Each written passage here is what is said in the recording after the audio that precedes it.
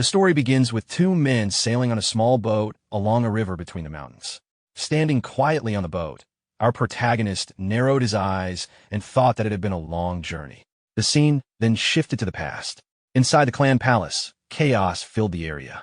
Our protagonist struggled while being held back by a man with tears in his eyes. In front of them was the aftermath of his mother's death. His father stood with his back turned and coldly ordered everyone to stop causing a scene and leave immediately. He also ordered that the incident must never be spoken of outside the clan. Hearing those words, our protagonist was shocked. His father then declared that from that day onward, the Bakley clan would not seek revenge. Unable to understand, our protagonist demanded an explanation while trying to break free. His father replied that everything was being done for the sake of the clan and warned him not to recklessly pursue revenge. Furious, our protagonist shouted that his father could not even avenge his own wife or speak against those responsible. In his anger, he declared that his father was not worthy of being called a man. Sometime later, our protagonist decided to leave the clan. He realized he was still too weak to take revenge. As he ran away from the Bakley clan, he vowed to grow stronger, establish his own sect, gather followers, and build enough power to punish everyone involved in his mother's death, including those who stayed silent. Even if it took decades, he intended to make them pay. 12 years passed. Inside a burning sect building, a middle-aged man desperately begged for mercy. He tried to negotiate, offering anything our protagonist wanted, and even suggesting he could persuade the Murim Alliance as well. Now fully grown, our protagonist stood calmly with long black hair and a bloodied, broken sword in his hand. He ignored the man's pleas and quietly stared at the damaged blade. The man continued shouting, insisting that his offer was reasonable. Our protagonist finally answered that there was indeed something he wanted. The man immediately became hopeful and asked what it was. Our protagonist laughed lightly and answered that he wanted the man's life. The man became irritated and warned him to stop joking around.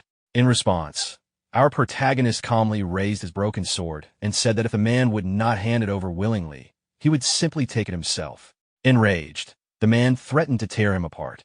In the next moment, our protagonist suddenly appeared behind him and remarked that the man's mouth was as filthy as his face.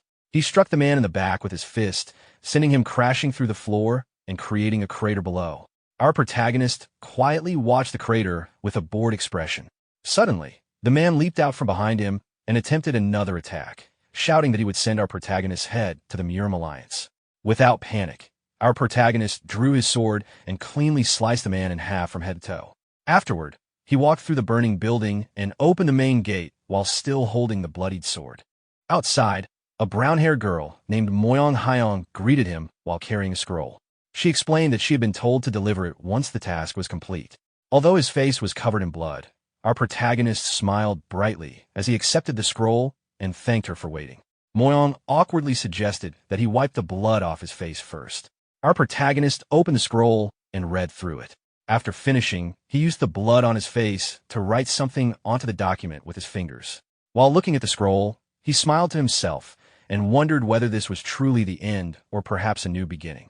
He then tossed the scroll back to Moyong and told her to deliver it to the Murim Alliance because he was retiring. Moyong asked whether he planned to return to his hometown. He replied that he had already accomplished everything he wanted within the Alliance. She then asked if she could visit him someday after retiring as well. Our protagonist agreed and joked that she should come find him if she ever became bored. When she asked where she could find him, he turned back with a smile and answered, Hubei Province, Hualong County. The scene shifted back to the present. Still sailing on the river, our protagonist reflected on the past 12 years. After leaving his clan, he had joined the Murim Alliance and developed his own martial arts. Through his achievements, he eventually rose to the rank of captain. Now, at last, the time had come to establish his own sect. He had saved enough money to buy a manor, and the perfect property had recently gone up for sale. Holding a pouch of money, he grinned happily and laughed himself. Pointing toward the sky, he loudly declared that even the heavens seemed to be helping him.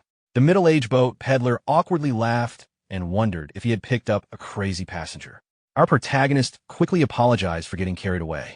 He explained that he was on his way to complete the purchase of a manor for the sect he had always dreamed of creating. The peddler asked whether he was a young sect leader.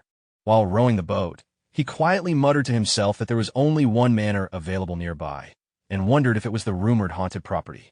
Noticing the muttering, our protagonist asked what he had said. The peddler brushed it off and simply wished for the future Sect to prosper safely.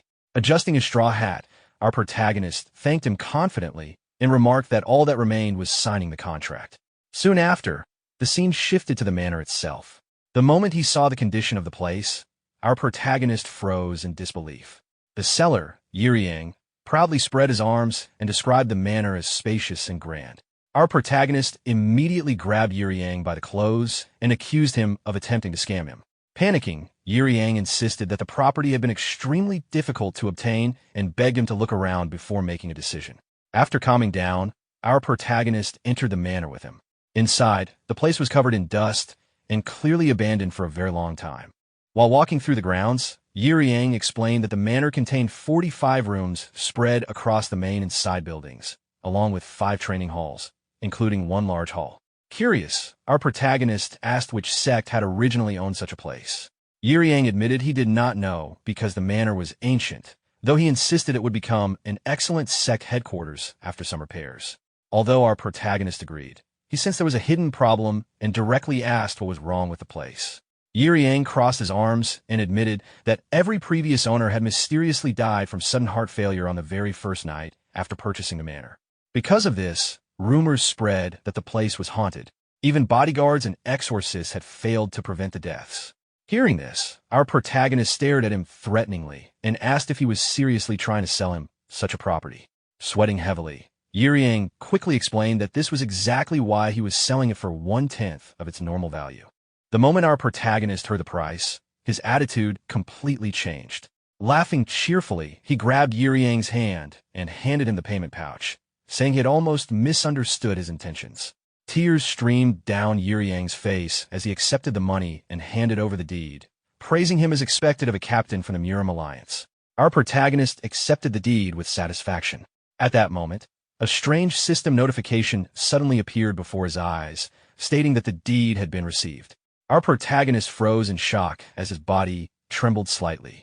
Yiriang noticed his reaction and asked what was wrong, but our protagonist dismissed it as nothing. Afterward, Yiriang left while joking that if our protagonist survived a single night there, he should come visit him again. Once alone, our protagonist shut the doors and shouted excitedly that he finally owned his very own manor. The sudden loud voice frightened the people outside, causing them to run away in fear. Overjoyed, he slapped one of the pillars while laughing and declared that all he needed now were disciples. Dust immediately scattered everywhere from the impact. Covering his mouth, he realized he should probably clean the manor first. He then began cleaning the entire place at high speed. He wiped the floors, cleaned the ceilings, polished the pillars, and carried buckets of water through the halls until only the main hall remained. Satisfied, he opened the doors to the main hall and prepared to finish the last bit of cleaning. Inside the room, however, he noticed a long sword placed in the center. Curious, he approached it and wondered if the previous owner had left it behind. Thinking it might sell for a decent price, he smiled and began unsheathing the sword. The instant he drew it, his eyes widened. The room suddenly transformed into a battle simulation. Confused, our protagonist looked around as a system notification appeared before him. It identified him as the evaluatee, stated that the objective was sect establishment, and displayed his overall grade as 2nd grade, while noting that he held the highest rank among all evaluators. Still confused, he questioned what was happening. Suddenly, a small metal orb shot past him at tremendous speed. Although he barely avoided it by leaning backward, it still grazed his face and cut several strands of hair. Fully alert now, he unsheathed the sword completely and looked toward the small crater created by the orb. Another notification appeared, announcing that the test difficulty was being adjusted. Recalling Yiriang's explanation, our protagonist realized that this was likely what had killed the previous owners. As he pieced things together, a cannon emerged from the wall of the simulation chamber. The system announced the beginning of the test and labeled the difficulty as extreme. Our protagonist drew his sword confidently and accepted the challenge head-on. Another notification identified the trial as the test of martial prowess. Immediately afterward, the cannons began firing steel orbs toward him. Our protagonist moved rapidly through the room, dodging and slicing apart every incoming attack, while proudly declaring that he would show why he had once served as a captain of the Murim Alliance. After a long exchange, the firing briefly stopped. Looking down, he realized his sword had been severely damaged. Before he could react further, the attacks resumed, forcing him to barely dodge another barrage. Sliding outside the cannon's firing range, he noticed the attack stop and concluded that the area beyond the wall was safe. While resting briefly, he observed that his sword was close to breaking. Suddenly, another sword appeared before him. Surprised, he picked it up and realized the system was providing replacements.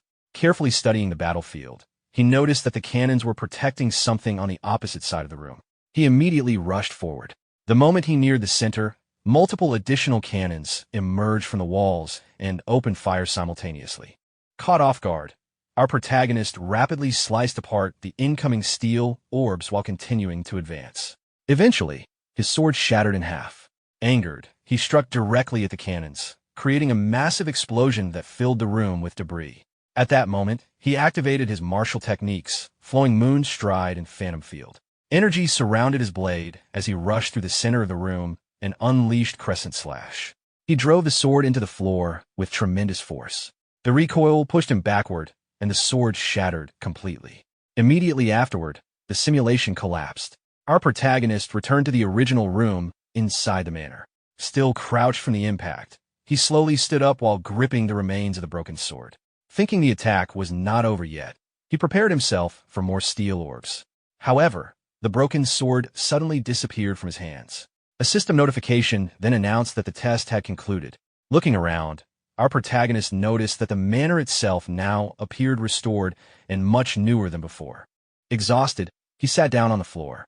Another notification appeared, informing him that he had passed the test of martial prowess and that all manor functions had been unlocked at their highest grade.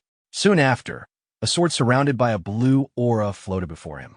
Surprised, our protagonist wondered if the system was rewarding him with a weapon. He stood up, grabbed the sword by its hilt, and remarked that after everything he had gone through, the reward was only fair. Another blue notification then appeared, explaining that the trial would conclude once he named the manor. Our protagonist looked at the message and commented that now it wanted him to choose a name as well. Closing his eyes briefly, he smiled and declared that he had already decided. Placing one hand on his waist, he confidently announced the name of his sect, the Righteous Heavens Sect. The system immediately confirmed the registration of the manor under that name. At the same time, a white symbol appeared imprinted on his hand. As the system continued its announcements, our protagonist sheathed his sword in irritation and demanded that whatever ghost or spirit lived inside the manor should reveal itself already. Instead, another system notification appeared before him. Initializing the Sect system. Seeing the message, our protagonist stared in shock. Someone hurried down the long corridor before Beakley Woon forcefully pushed open the door to Yang's room. Yang, who had been calmly writing inside, looked up in confusion and tried asking if something had happened the previous night. Before he could finish, Beakley Woon grabbed him by the collar and angrily demanded an explanation about the strange thing following him since last night. According to the contract, only the buyer was supposed to see it, yet this unknown system notification kept appearing beside him. When Beakley Woon pointed at it in frustration, Yang could only stare blankly because he could not see anything at all. He wondered if Beakley Woon had injured his head somehow. Exhausted and irritated, Beakley Woon eventually dropped into a chair while muttering curses under his breath. Yang casually suggested taking the estate back if it bothered him that much, but Beakley Woon immediately refused since he still needed the estate. Hearing that, Yang reminded him that he should focus on preparing for the Sect founding ceremony, because there would be plenty of work ahead. Beakley Woon then explained that he wanted around 20 sets of ritual robes made and asked if there was a good fabric shop nearby. Yang said he could recommend a few places, though making deals would not be easy because most merchants were trying to connect themselves with Dragon Hall. Seeing Beakley Woon's confusion, Yang explained that Dragon Hall was a powerful trading guild that had supplied fabrics to the imperial court for generations. Their influence across the martial world was enormous, and even major sects avoided offending them. He also joked that fabrics from Dragon Hall were far beyond Beakley Woon's budget anyway. Though embarrassed, Beakley Woon admitted it was true.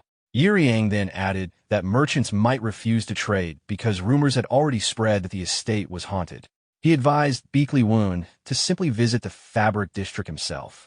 At that moment, the strange system notification beside them reacted as if offended by being called ghosts or devils. Annoyed, Beakley Woon snapped at it to stay quiet.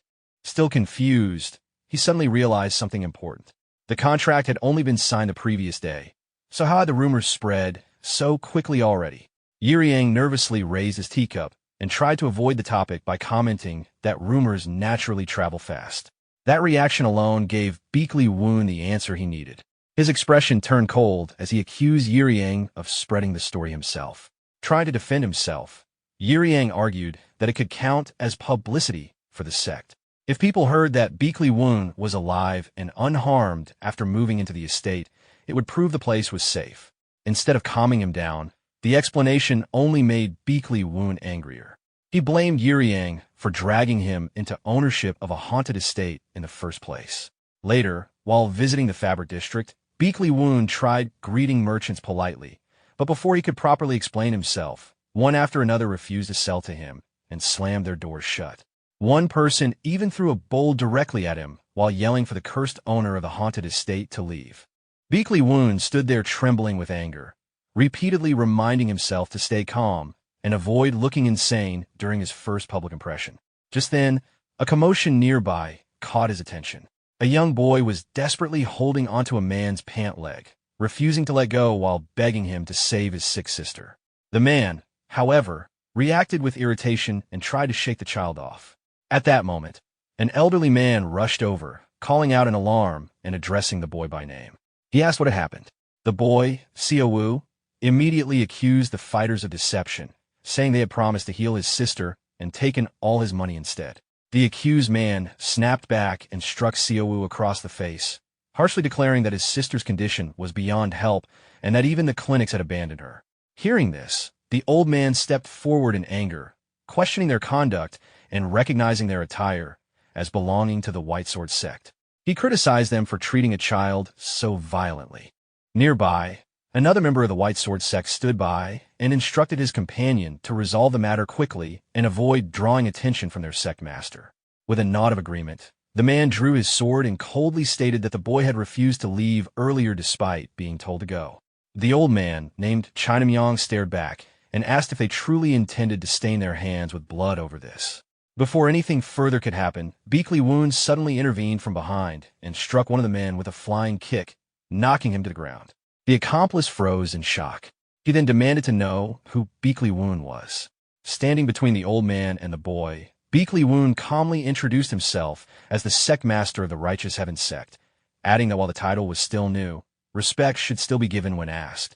The White Sword sect member reacted angrily, insulting his unknown sect and accusing him of interfering in their affairs. He rushed forward, but Beakley Woon sidestepped and countered in a single motion, injuring the attacker's forearm and forcing him down. As the man writhed in pain, Beakley Woon remarked that judging others purely by reputation was a mistake, especially without understanding their actual strength. Another White Sword sect member immediately charged in, threatening him and declaring that opposing their sect would have consequences. Beakley Woon simply replied that he did not know what that meant and calmly struck him down with a single punch, leaving him in the same state as the first. The remaining man, now shaken, questioned whether Beakley Woon was the one connected to the rumor about a merchant group acquiring a haunted estate under the Murim Alliance.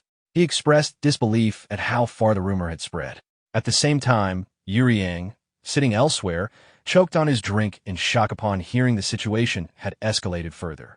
Beakley Woon then pointedly remarked that because of the rumor, he had been unable to purchase the ritual robes he needed. He pressed the remaining opponent for an answer, while casually provoking him to step forward instead of hiding behind others. The man, unable to tolerate the provocation, launched himself forward and accused Beakley Woon of challenging the White Sword sect, vowing to make him pay for his arrogance. His strike came down, but Beakley Woon had already moved out of its path. Just then, the previously defeated White Sword sect member suddenly got back on his feet and rushed in to attack Beakley Woon from behind.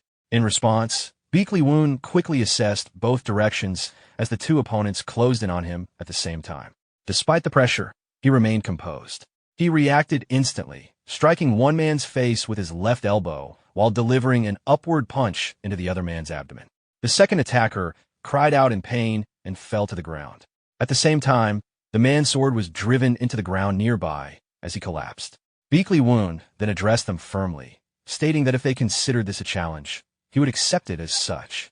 He added that he was always open to sparring and warned them to leave and not worsen the situation if they valued their condition. After forcing the White Sword Sect members to retreat, he turned to the old man and the boy and asked if they were unharmed.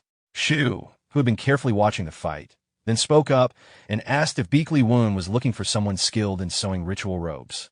Beekly Woon asked for clarification, and Shu explained that his sister was highly skilled at sewing and requested help for her condition in return.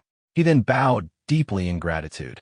Beekly Woon quickly refused, clarifying that medical issues should be handled by a physician. At that moment, the system interface appeared again beside him, displaying new information about a potential partner ranked at Tier 3, though only Beekly Woon could see it. He reacted with mild curiosity, noting the rank and asking for more details. Shu then explained his situation in a subdued tone. Their parents had died the previous year, leaving only him and his sister. His sister's sewing skills had supported them, but recently she had developed a strange illness that caused her limbs to become painfully cold. Hearing this, Chin Gamyong let out a troubled breath, acknowledging the seriousness of a condition that made the limbs feel frozen. Beekly Woon then turned to him and respectfully asked for clarification. After a brief hesitation, Chin Gamyong revealed that he ran a small fabric shop in a nearby village and had often given work to the boy's sister. However, they had recently lost contact, which worried him. Shortly after, Shu led them quickly toward a thatched house. Upon arrival, he hesitated and looked around nervously, questioning whether the structure would even hold. Excited, he called out that he had brought a warrior who could drive away evil influences. Beekly Woon immediately corrected him, insisting that he was not such a person. Inside the house, they found Shu's sister sitting by a fire, warming her hands directly over the flames. Beekly Woon was momentarily stunned by the sight. She calmly greeted them, and when asked who she was, she responded without much concern. Beekly Woon observed the situation in silence, noting how she exposed her hands and feet to fire, yet remained composed. He concluded that her condition was likely more serious than expected. At the same time, the system issued a notice stating that the fire's heat was balancing the cold energy within her body. Beekly Woon considered whether this was related to a yin cold energy technique. After a pause, he introduced himself politely and explained that her brother had asked him to help. She identified herself simply, and Beekly Woon reacted with a quiet sigh, acknowledging the severity of her condition. Shu's sister gave a faint smile and explained that she needed to do this to prevent painful cold burns in her limbs. Still uncertain, Beekly Woon asked what she meant by cold burns. Meanwhile, Chin Gamyong stepped forward anxiously, calling out to her by name and asking what was happening. She greeted him weakly, surprised to see him there. He responded with concern, saying he had been worried after losing contact. She apologized softly, explaining that her condition had made communication difficult. At that moment, Beekly Woon urgently requested to check Sayo's pulse. She turned toward him with tired eyes and asked if he meant pulse diagnosis. He confirmed, saying he needed to examine her condition briefly. Without hesitation, she extended her hand. As soon as Beekly Woon placed a fingertip on her wrist, a surge of yin energy rushed into him. The system immediately issued a warning about excessive yin energy absorption, labeling it dangerous. Beekly Woon reacted with irritation and told it to stop alarming him unnecessarily. The system's analysis indicated that excessive yin energy had already invaded her body. Beekly Woon could also sense it instinctively, an overwhelming cold force circulating within her. After a moment of focus, he quietly said he understood her condition. Sayo reacted with hope, asking if that meant he had found a solution. He explained that her body likely had an unusual constitution that naturally attracted yin energy from the surroundings and stored it internally. He compared it to rare cases he had heard of, including the Sword Empress, the Master of the Sword Pavilion, and one of the 10 Heavens, known for her unmatched swordsmanship. Sayo listened in awe, admitting she did not fully understand but recognizing it sounded extraordinary. Beekly Woon then clarified that while such a constitution could be beneficial for martial artists, her case was different. She was absorbing too much yin energy while lacking sufficient yang energy to balance it. If the imbalance continued, her condition would become fatal within 3 months. He added that she likely already felt the effects. Unexpectedly, Sayo smiled calmly and said that if that was true, then there was no cure. She dismissed it as something beyond help. Chin Gamyong reacted immediately, suggesting the use of spirit elixirs, but Beekly Woon shook his head explaining that such remedies would only provide temporary relief and not solve the root problem. The condition would eventually worsen again. He began thinking about the core issue, how to restore stable yang energy within her body. At that moment, the system spoke directly into his mind, suggesting the use of essence to enhance recovery abilities, stamina, and inner energy regeneration. It noted the cost of activation as 50 essence and confirmed it could be used immediately. Beakley Woon felt slightly uneasy about the idea of boosting multiple internal functions at once. The system then issued a challenge task: recruit the first disciple. Hearing this, Beakley Woon paused. He realized that resolving Sayo's condition and taking on a disciple could be achieved at the same time. Without further hesitation, he spoke his conclusion and told her that he believed he had a solution. Then he extended his hand and directly asked her to become a disciple of the Righteous Heaven Sect. Sayo looked at him in confusion, asking why he was suddenly making such a request. Beakley Woon told her to trust him for now. However, she hesitated. Having never been involved in martial arts, she found the sudden offer suspicious. In her mind, she recalled how people in the martial world often spoke of righteousness while acting in self-interest, and how her own parents had died after being dragged into such conflicts. She assumed this man might also be using her situation for his own benefit.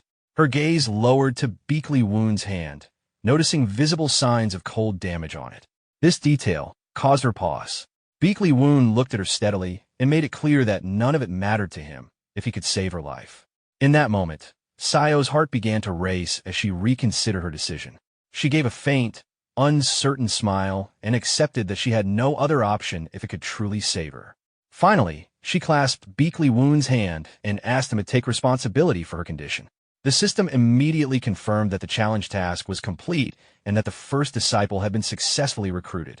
It then advised that Sayo was suffering from cold burns caused by exposure to yin energy, and that essence could be used to activate recovery functions. At that moment, a wave of warmth spread through Sayo's body. She looked at her hands in shock, realizing they were slowly warming. The system indicated that her stamina and inner energy recovery rates had slightly improved. Beakley Woon observed the change and confirmed that the recovery process was working. He concentrated the spiritual energy, stabilizing her internal flow and gradually restoring balance to her yang energy. A faint sense of relief crossed his expression as he confirmed that the condition was improving.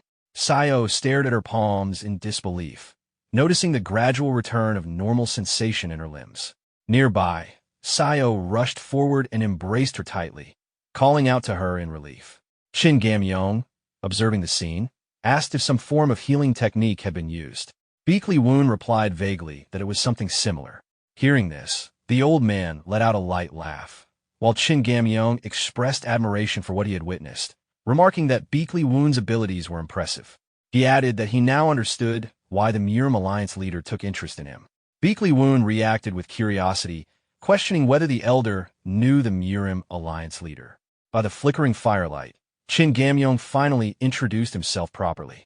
He revealed that he was the master of Dragon Hall, a major trading organization known for its influence and supply networks connected to the imperial court.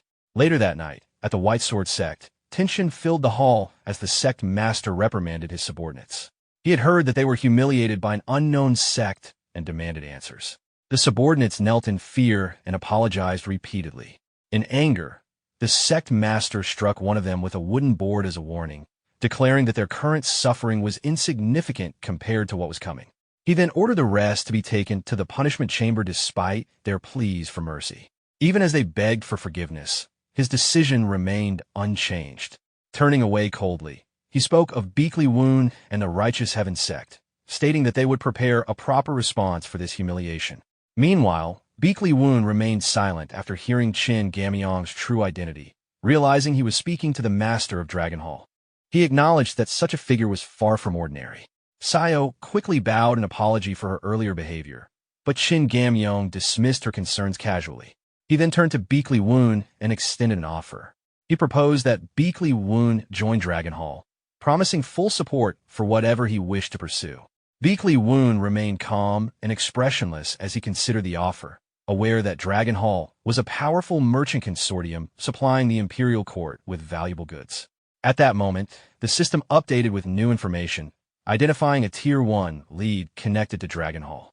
From Beakley Woon's understanding, Dragon Hall was a gathering point for countless experts, influential enough that even major sects would treat it cautiously. Its master held authority capable of influencing both orthodox and unorthodox factions within the Murim world. After evaluating the situation, Beakley Woon still hesitated. Although the opportunity was valuable, it did not align with the future he envisioned. After a brief pause, he calmly declined the offer, expressing gratitude but stating that he had already taken on his first disciple and could not accept. Shin Gamyeong was clearly displeased by the refusal and questioned whether Beakley Woon understood what it meant to reject Dragon Hall. Beakley Woon replied without hesitation, acknowledging the offer but instead proposing a partnership. He suggested that if cooperation was possible, he would build a reputation worthy of Dragon Hall's name. This response offended Shin Gamyeong, who felt the young sect master was being arrogant. He mocked the idea that an unestablished sect could bring honor to such a large organization. Beakley Woon remained steady and unfazed. He clarified that within 10 years, he intended to grow his sect into a force that could stand alongside the top orthodox sects and rival the unorthodox factions. Hearing this, Shin Gamyeong dismissed it as unrealistic and laughed at the bold claim. However, Beakley Woon did not back down. He explained that the reputation he spoke of was not for Dragon Hall itself, but for the alliance he intended to build. His seriousness caused Shin Gamyeong to stop laughing and regard him more carefully. He asked directly what Beakley Woon truly wanted in return. Beakley Woon stated his condition clearly.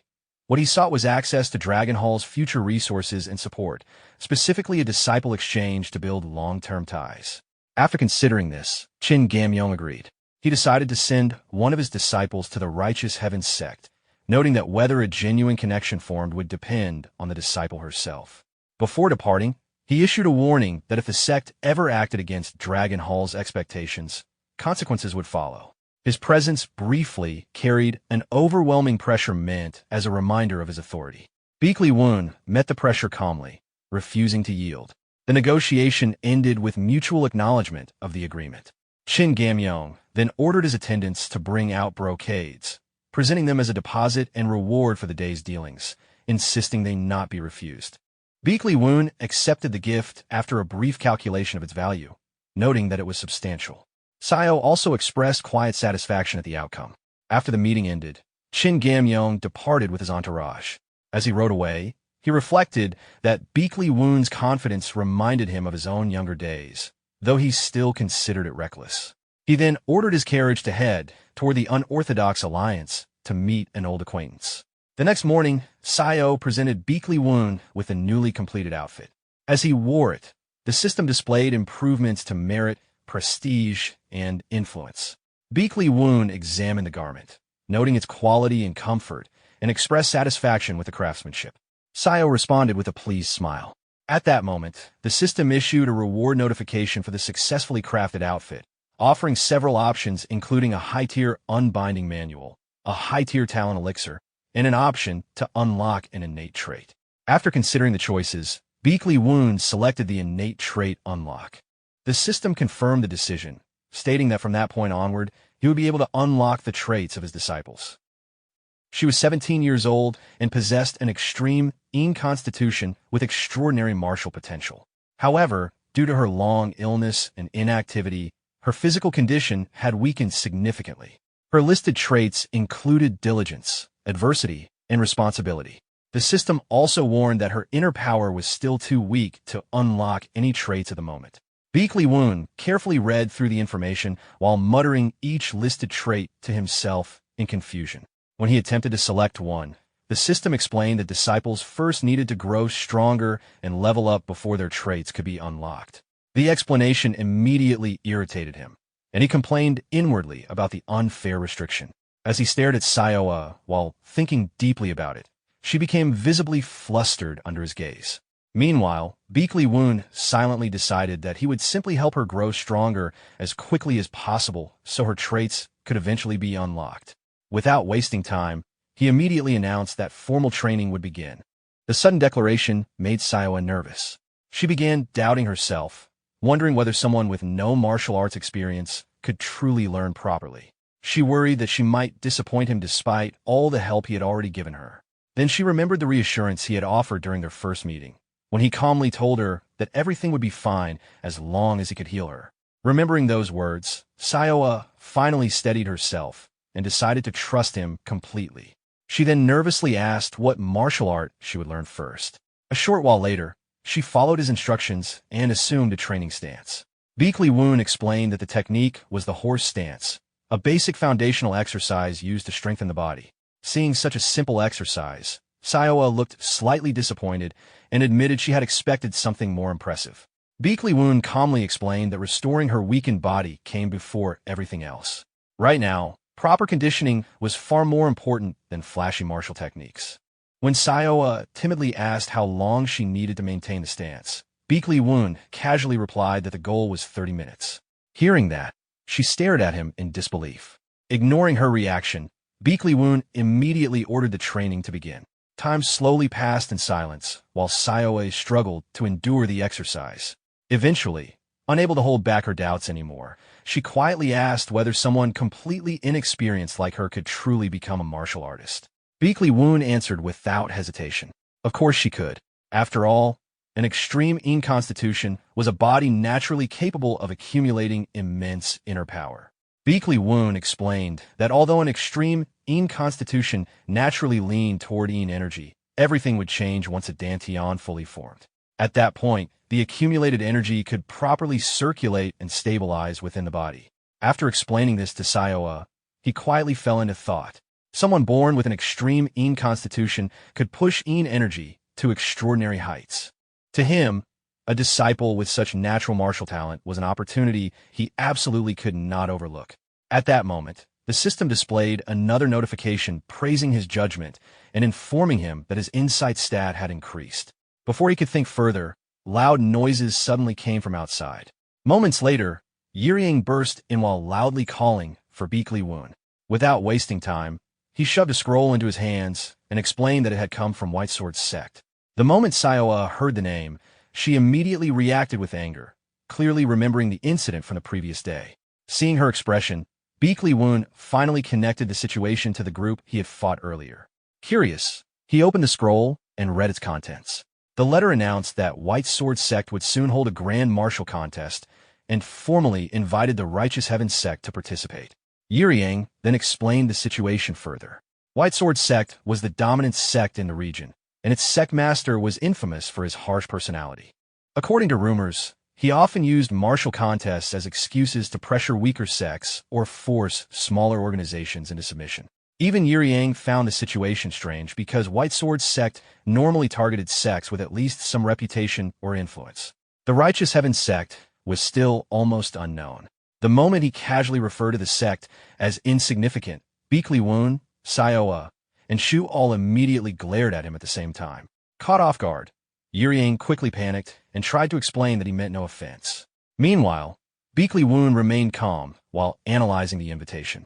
From what Yiriang described, he concluded that White Sword Sect likely intended to pressure the newly established Righteous Heaven Sect before it could gain momentum. Instead of worrying, however, Baek Lee-woon actually found the situation interesting. To him, this could become the perfect chance to spread the name of the Righteous Heaven Sect. Unlike his relaxed attitude, Sayoa felt deeply anxious. She worried that with the sect consisting of only 2 people, she might only become a burden to him during the contest. Baek Lee-woon looked surprised by her concern and clarified that the participant would be the chief disciple, meaning she alone would represent the sect. Hearing that, Sayoa immediately steeled herself and declared that she would simply train even harder. A second later, the reality of what she had just agreed to finally hit her, and she shouted in disbelief after realizing she would truly be competing alone. From that day onward, Sayoa trained relentlessly from morning until night. By evening, she would collapse onto the floor, completely exhausted and struggling to breathe. Even while enduring the harsh training, she could not stop questioning Baek Lee-woon's methods. Throughout the day, he only made her practice the horse stance repeatedly, while endlessly repeating a simple downward sword strike that even children could imitate.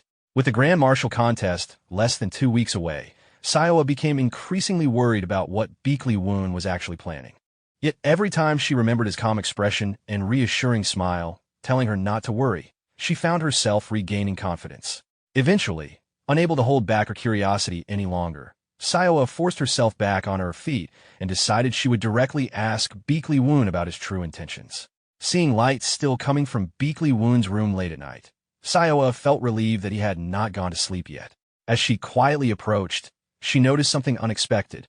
Softly calling for the Sect Master, she soon realized that Beakley Woon was completely absorbed in talking to himself and had not noticed her standing there. In reality, he was complaining to the system while struggling to sew clothing by hand. Every few moments, the needle pricked his fingers, causing the system to repeatedly display messages mocking his self-inflicted injuries. By then, it had already announced the same warning more than 20 times. Annoyed by the constant notifications, Beakley Woon muttered for the system to stay quiet while continuing his work. At the same time, he worried that Sayoa might already be questioning the repetitive horse stance training. Even so, he remained focused on finishing the outfit he was making for her, secretly hoping she would like it. Watching the scene silently from outside, Sayoa quietly stepped away without letting him know she had seen everything. At that exact moment, the system informed Beakley Woon that Sayoa's responsibility trait was beginning to awaken, which caught him completely off guard. Soon, the day of the grand martial contest hosted by White Sword Sect finally arrived. The streets around the venue were crowded with noisy spectators and martial artists from many sections. Near the registration area, a young man chatted casually with Wong Pao about why the Sect Master had suddenly organized such a large contest instead of simply arranging a normal duel with the Righteous Heaven Sect. Wong Pao vaguely explained that rumors claimed members of White Sword Sect had recently been defeated. According to him, the contest was likely intended to remind smaller sects what would happen if they opposed White Sword Sect. Both men briefly recalled the humiliating image of their sect master being disgraced, which only deepened their resentment. The young man mocked the unknown sect for foolishly challenging people far beyond their level. At that moment, Sayoa and Beakley Woon approached the registration table. Sayoa politely asked where she should sign, and the young man immediately pointed it out while secretly staring at her appearance in surprise. He even wondered to himself whether the Righteous Heaven Sect recruited disciples based solely on looks because she was unexpectedly beautiful. Sayoa calmly wrote down her name while Beakley Woon stood quietly beside her. Neither of them offered any additional explanation before leaving the table. After they walked away, the young man quietly commented on how strange Sayoa's outfit looked. Although he tried saying it under his breath, both Sayoa and Beakley Woon still heard him clearly. Beakley Woon immediately looked embarrassed, while Sayoa covered her mouth to hide her laughter. Trying to ease the awkwardness, he nervously asked whether she truly liked the outfit. Sayoa honestly admitted that the stitching was somewhat clumsy, but she still genuinely liked it. Once all the participants had gathered, So Yoing stepped on the main platform and officially announced the opening of the White Sword Martial Contest. He declared that the event existed not only to strengthen ties between righteous sects, but also to serve as a stage for the younger generation of martial artists. To further excite the crowd, he revealed that a special reward had been prepared for the victor. With a signal from So Yoing, an attendant opened a treasure box beside the platform. The moment the contents became visible, the entire crowd reacted in shock. Inside was the little azure pill. The system immediately explained to Beakley Woon that the little azure pill was one of the rare spirit pills created by the Orthodox Pill Sect. It could strengthen the blood and chi while greatly assisting in the formation of a dantian. When So Yoing officially announced that the winner of the contest would receive the pill, excitement instantly spread through the crowd. Many people praised the White Sword Sect Master for his generosity. However, after stepping down from the platform, So Yoing's expression immediately darkened. When two disciples approached to report that the tournament brackets had been prepared, he coldly insulted them before revealing his true intention. In his mind, this contest was never about friendship or unity. He intended to use overwhelming power to crush the Righteous Heaven Sect publicly and ensure they never dared oppose White Sword Sect again. As his disciples listened to his cruel plans, they immediately obeyed without question. Soon, the crowd gathered around the arena as the third regional qualifying round of the contest was about to begin. At that moment, Sayoa was extremely nervous.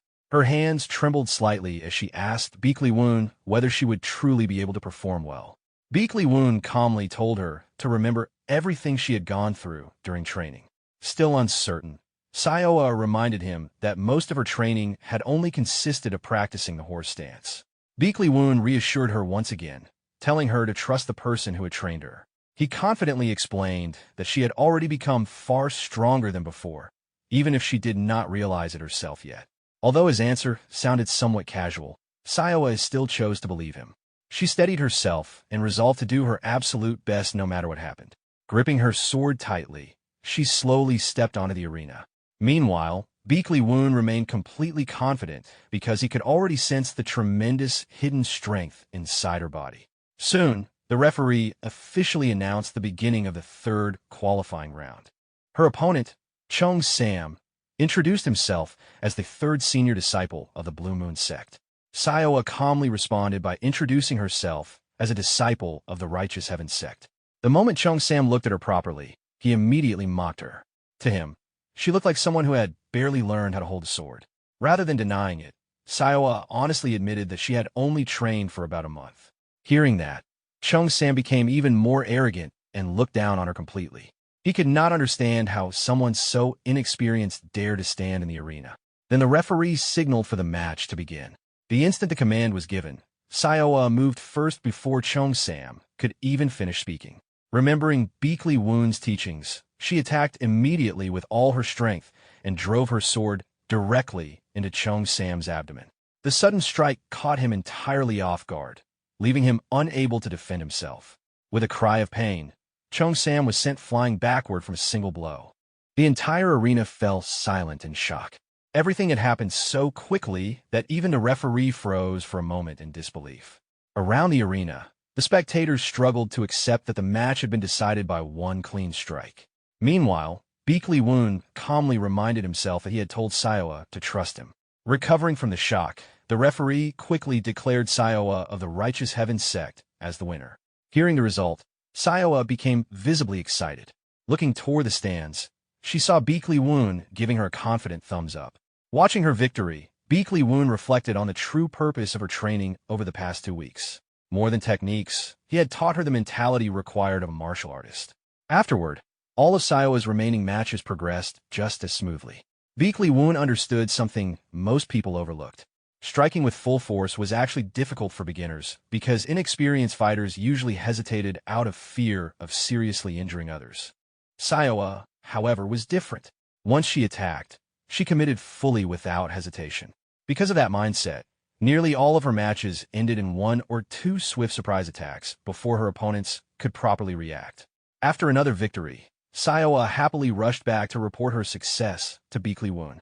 Standing below the arena, he quietly thought that she would likely advance through the main rounds without much trouble. Feeling relieved about her progress, he finally turned his attention toward the other arenas to observe the remaining competitors. At that moment, a referee loudly announced the entrance of a White Sword Sect disciple.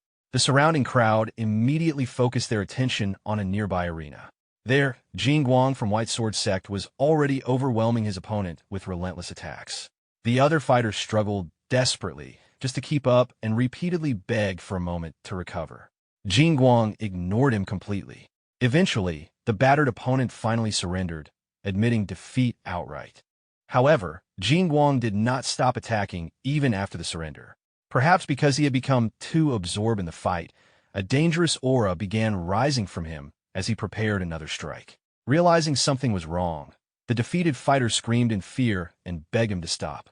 Even so, Jing Guang still swung his sword down mercilessly and struck the man directly in the face. The referee immediately rushed forward and shouted for him to stop because the match had already ended, but it was already too late. The defeated fighter lost several teeth from the blow before collapsing unconscious onto the arena floor. The referee officially declared Jing Guang of the White Sword Sect as the winner. Hearing the result, Jing Guang only clicked his tongue in irritation, as though the outcome had still disappointed him. Watching from a distance, Beakley Woon silently judged him. The boy had already dominated the match from the beginning, yet still resorted to cruel and unnecessary attacks. To Beakley Woon, Jing Guang seemed like an especially unpleasant person. Not long afterward, Sayoa happily ran over and excitedly announced that she had successfully advanced into the main rounds. Beakley Woon immediately congratulated her, and Sayoa proudly explained that she had followed his instructions exactly, attacking with full commitment and winning far more easily than expected. Seeing her confidence grow, Beakley Woon quietly felt satisfied that his teaching methods had worked. However, while talking, Sayoa suddenly felt uncomfortable as she looked toward Jingguang. She could sense a heavy, killing intent coming from him, which made her uneasy. Curious about Beakley Woon's opinion, she asked him to predict how strong Jingguang truly was, since there was a high chance they would eventually face each other in the main rounds. Before he could answer, another voice interrupted them. Turning around, they discovered So Yoing standing behind them.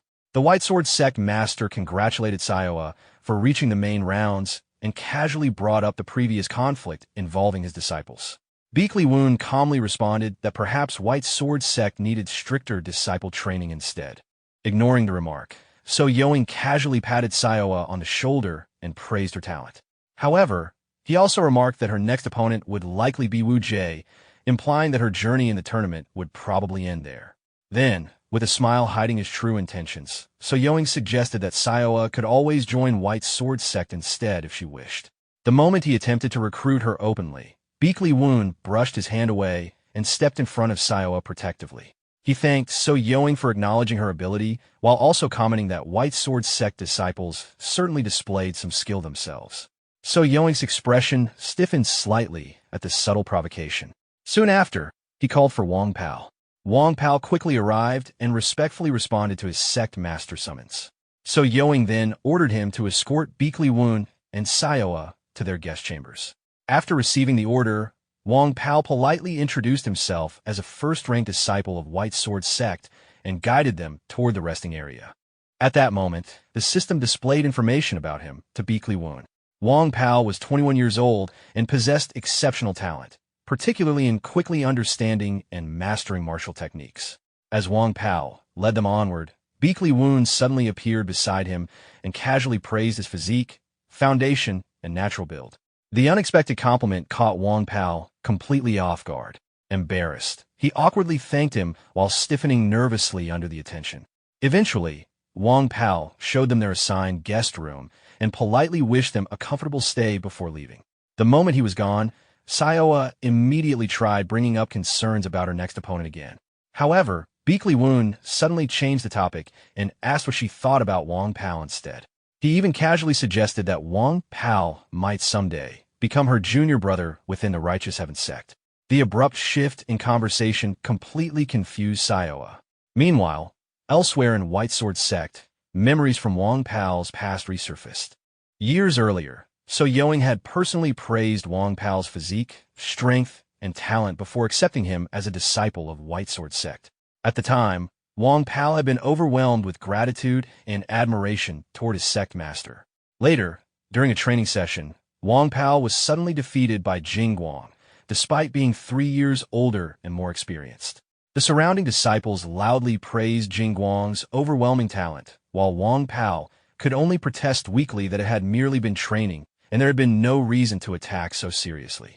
Watching the scene, So Yoing coldly turned away in disappointment, dismissing Wang Pao as nothing more than a weak disappointment. He reminded Wang Pao that his role was to dedicate himself entirely to supporting his junior brothers. Those harsh words deeply affected Wang Pao. Suddenly waking from sleep, Wang Pao realized he had been reliving those memories in a dream. Confused, he rubbed his eyes and wondered why such memories had resurfaced now. At that moment, Jingguang entered the room and greeted him casually, causing Wang Pao to look up in surprise. Wang Pao looked surprised to see Jingguang appear before him and immediately asked why he had come. Jingguang casually explained that he wanted to warm up before the upcoming matches. Already exhausted, Wang Pao apologized and admitted that he was not feeling well enough to continue training. Jingguang showed no concern at all. To him, Wang Pao's condition was irrelevant. What mattered was satisfying his own needs. He coldly mocked Wang Pao's large physique, saying that such a body should at least be useful during training. After Jingguang left, Wang Pao sat alone in silence, gloomily blaming himself once again. Time passed, and soon the day of the semifinals arrived. Before the match, Sayoa carefully discussed her opponent's swordsmanship with Beakley Woon. Wu Jie specialized in illusion sword techniques that made it difficult to predict where the real attack would come from. However, Sayoa also understood that illusion techniques relied heavily on finesse, meaning flaws would appear if the user failed to maintain precision. Beakly Woon then asked how one should deal with illusion swords. Sayoa answered that the key was avoiding deception. He agreed, but explained that, at her current level, there was actually a much simpler solution. He calmly outlined his strategy and instructed her to follow it exactly. Although confused at first, Sayoa eventually accepted his guidance after Beakly Woon confidently assured her that she would definitely win if she trusted him. Nearby, Yiriang remarked in surprise that Sayoa had already reached the semi-finals after training for only a month. He congratulated Beakly Woon for raising her this far so quickly. Clearly pleased with himself, Beakly Woon simply replied that congratulations could wait until after the finals, because he intended to win the entire tournament. Yiriang stared at him in disbelief and asked whether he was truly serious. Soon afterward, the semi-final match began.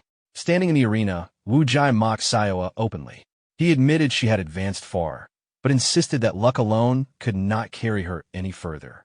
According to him, everyone present expected her defeat.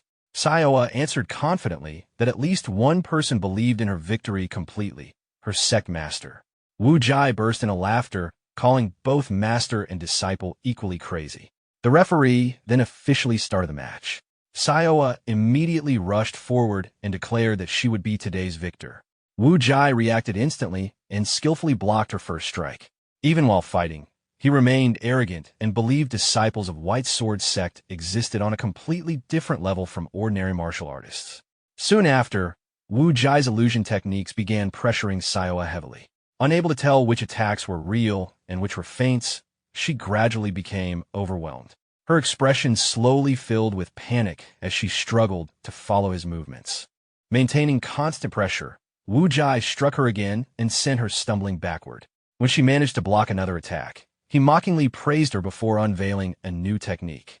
As he moved, he scattered streams of strange purple liquid throughout the arena. The moment the liquid approached her, Sayoa remembered Beakly Woon's instructions. Illusion sword users were often weak in close combat, which meant Wu Jai would naturally try to maintain distance. Her goal was simple: close the gap and land even a single clean strike. With that thought in mind, Sayoa charged forward directly toward him. Wu Jai confidently manipulated the streams of purple liquid toward her while believing her movements were completely predictable. Even so, Sayoa forced herself onward and endured one of his attacks directly. Watching from the sidelines, both Yiriang and Beakly Woon observed the situation carefully. Yiriang looked tense, while Beakly Woon merely narrowed his eyes silently, his expression unreadable. Eventually, Sayoa collapsed onto the arena floor. Seeing her down, Wu Jai smugly declared himself the winner. He looked at her with both contempt and disappointment, believing she had finally reached her limit. However, while regulating her breathing on the ground, Sayoa suddenly shouted that the match was not over yet. To everyone's surprise, she rose back to her feet almost immediately. Wu Jai demanded to know what she still intended to do in her weakened state. At that moment, Sayoa suddenly felt her determination surge again. She dashed forward at incredible speed, while Wu Jai stood confidently, convinced he still had complete control of the match. Declaring that she would finish everything with one final move, Sayoa closed the distance instantly. Before anyone could properly react, Wu Jai was suddenly sent flying backward. Yiriang immediately shouted in excitement that they had won. However, some White Sword Sect disciples instantly protested, accusing Sayoa of pretending to be defeated before launching a surprise attack. They loudly claimed the victory was unfair. Beakly Woon calmly dismissed the complaints and questioned whether White Sword Sect intended to act so petty over a legitimate match. One disciple became so emotional that he even began challenging Beakly Woon directly, but So Yoing immediately stepped in and apologized for his disciple's disrespect toward another sect master. Beakly Woon accepted the apology calmly. Even then, So Yoing continued speaking, insisting that the true problem was that everyone had simply assumed Sayoa was already defeated before the match had actually ended. White Sword Sect ultimately acknowledged defeat in the semi-final duel, and the referee officially declared Sayoa of the Righteous Heaven Sect the winner while confirming the loss of the White Sword Sect disciple. Overjoyed, Sayoa immediately ran to Beakly Woon and excitedly announced her victory. Beakly Woon calmly praised her performance and joked that Yiriang would be paying for everyone's meal that night. Watching the scene from afar, Wang Pao quietly turned away and left in silence. As he passed by, So Yoing suddenly ordered him to secretly poison Sayoa's food so she would be paralyzed before tomorrow's final match. He also instructed Jingguang to completely destroy her during the duel, even if it meant crippling her arms and legs. Wang Pao hesitated at the order, unable to respond immediately. Seeing that hesitation, So Yoing slapped him across the face and angrily insulted him. According to him, if Wang Pao lacked talent, then the least he could do was learn to obey intelligently. He even mocked Wang Pao for being surpassed by his younger disciple. At that moment, Beakley Woon suddenly appeared nearby and sarcastically remarked that White Sword Sect certainly trained its disciples harshly. Hearing the comment, So Yoing stopped and coldly accused Beakley Woon of interfering in another sect's affairs. Beakley Woon calmly replied that regardless of the situation, treating a disciple so cruelly was excessive. So Yoing responded that even weak disciples were still the responsibility of their sect master and should be guided rather than abandoned. He then reminded Beakley Woon that this matter did not concern him and suggested he leave instead. Before the conversation could end, Wang Pao unexpectedly begged to be accepted into the Righteous Heaven sect instead. Both Beakley Woon and Wang Pao himself were shocked by the sudden statement. Beakley Woon explained that compared to White Sword Sect, the methods and atmosphere of the Righteous Heaven sect seemed far better suited for Wang Pao.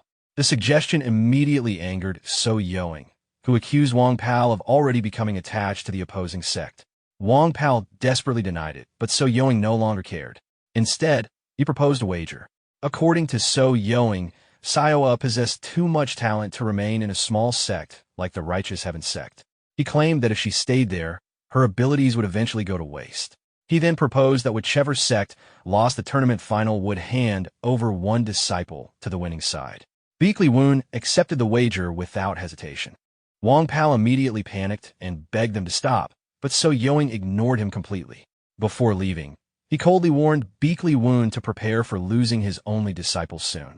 Afterward, Beakley Woon privately asked Wang Pao why he believed he had been chosen in the first place, and told him to think carefully about where he truly wanted to belong.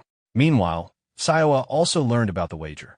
Beakley Woon explained that having Wang Pao join them would likely make a good addition to the sect, and that leaving such talent wasted in White Sword Sect would be unfortunate. Even so, he gently asked Sayoa whether she believed she could truly win the final match. Sayoa hesitated slightly. She admitted she would do her best, though she remembered him previously saying the odds were only 50-50. Beakley Woon acknowledged that, but reassured her that he genuinely believed she could win. Seeing the confidence in his eyes, Sayoa gradually regained her own determination and promised to fight with everything she had.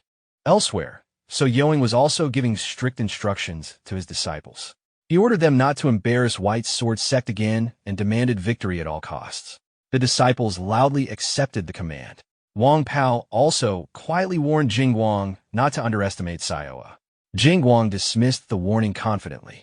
According to him, he would never make the same mistakes as Wu Jai, and he believed Wang Pao was placing far too much faith in Sayoa's luck. He arrogantly declared that he would crush those hopes completely. Soon, the referee called both finalists into the arena. Even before the match began, Jingguang continued mocking Sayoa, admitting she had done well to reach the finals, but insisting that her luck would end there. Sayoa immediately answered back, saying no one yet knew who would truly fall in the arena. The referee then officially started the match. Jingguang initially assumed Sayoa would avoid direct confrontation and rely on surprise attacks again due to her apparent lack of experience. Instead, she immediately charged straight toward him head-on. To Jingguang's surprise, Sayoa landed a direct strike against him almost instantly. At that moment, Jingguang realized her inner power was far stronger than he had expected. Meanwhile, Sayoa remembered Beakley Woon's earlier advice. Her opponents naturally assumed her inner power was weak because she appeared inexperienced, but they failed to consider the overwhelming reserves granted by her extreme constitution. Knowing she would only get one true opportunity, Sayoa leaped high into the air and aimed for a decisive strike. However, Jingguang reacted quickly and narrowly avoided the attack. The moment he closed the distance, he countered with a powerful punch that sent Sayoa flying several meters away. Although he admitted her inner power was impressive, Jingguang still looked down on her as nothing more than an inexperienced novice. Without giving her time to recover, He launched a relentless barrage of attacks. As Sayoa struggled to block the assault, she realized just how strong Jing Guang truly was. Completely confident in his superiority, Jing Guang declared that he would finish the match within 10 seconds. Even under heavy pressure, Sayoa refused to retreat. She gripped her sword tightly and forced herself forward once again, determined not to lose the trust Beakley Woon had placed in her. At that critical moment, the system suddenly activated Sayoa's responsibility trait. Her three temperaments, balance, adversity, and responsibility, merged together with responsibility at the center. As a result, the inherited trait clear reflection like water was unlocked, greatly enhancing her judgment and awareness in extreme situations. Sensing an opportunity, Sayoa prepared to counterattack. However, Jing Guang immediately crushed her move and overwhelmed her before she could properly react. In the next instant, the weapon in her hands was knocked away and seized by Jing Guang himself. Confident that victory was finally secured, he praised her for enduring this long while questioning whether she could survive his next strike. Faced with the overwhelming attack rushing toward her, Sayoa could only stare in shock. Below the arena, Beakley Woon urgently called out to her. Right before the attack landed, Sayoa suddenly remembered the unwavering trust Beakley Woon had placed in her. At that moment, the hidden power inside her erupted violently. Dust exploded across the arena as a wave of cold energy burst outward, instantly sending Jing Guang flying several meters away. Watching the sudden reversal, both Beakley Woon and Yiriang could not hide their surprise. Even so, Yoing reacted in shock after recognizing the power as cold chi cultivation. Streams of cold chi now wrapped around Sayoa's arms, spreading freezing energy with every movement she made. Even she herself seemed surprised by the sudden chill surrounding her body. Realizing the match had effectively ended, Beakley Woon immediately climbed onto the arena platform, only to be stopped by the referee, who reminded him that outsiders could not interfere during a duel. Beakley Woon angrily pointed out that the outcome was already obvious. The referee hesitated briefly while looking at Jing Guang writhing on the ground in pain before finally announcing Sayoa as the winner. Hearing the result, both master and disciple looked at each other and smiled proudly. Meanwhile, So Yoing exploded with anger, furious that White Sword Sect had been humiliated again. Beakley Woon gently helped Sayoa stand and asked whether she was all right. Despite her exhaustion, she happily reminded him that she had kept her promise. Beakley Woon could only smile softly at her determination.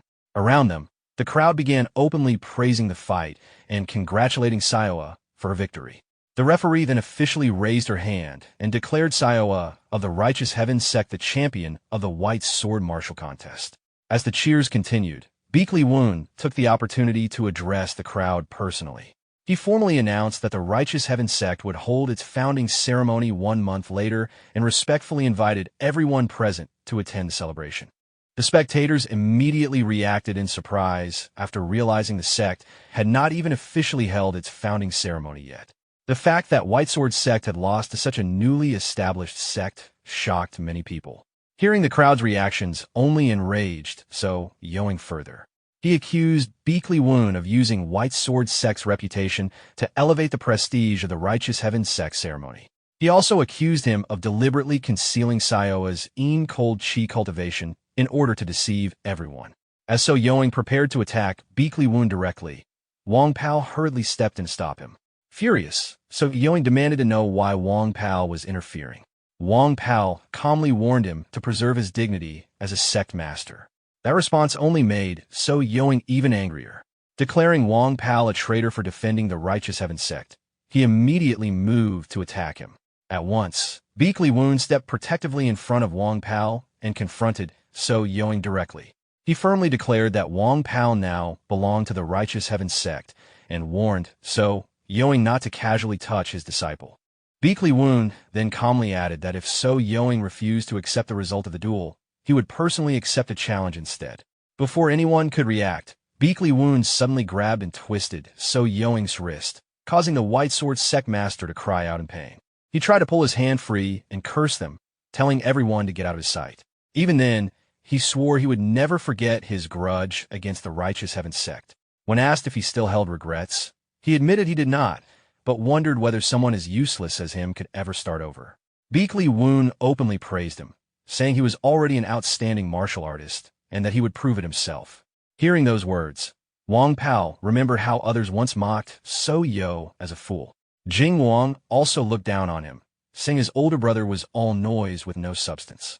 Unable to hold back his emotions anymore, Wang Pao burst into tears. With newfound determination, he thanked Beek Li Woon and promised not to disappoint him. Soon after, Beek Li Woon stepped onto the stage and officially declared the duel finished. Yuri Yang mocked the situation, claiming Miss Iowa had won while Beek Li Woon took all the credit for himself. 2 weeks passed after the duel, and Wang Pao trained diligently within the territory of the Righteous Heaven Sect. Curious, he asked Iowa whether they practiced anything besides horse dance training. Delighted to hear him call her senior sister, Siowa proudly accepted the title and reminded him that the sect master valued strong fundamentals above all else.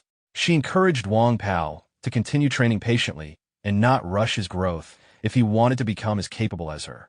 Confident in her own strength and stamina, Siowa then casually told him he could start carrying water on his own from now on.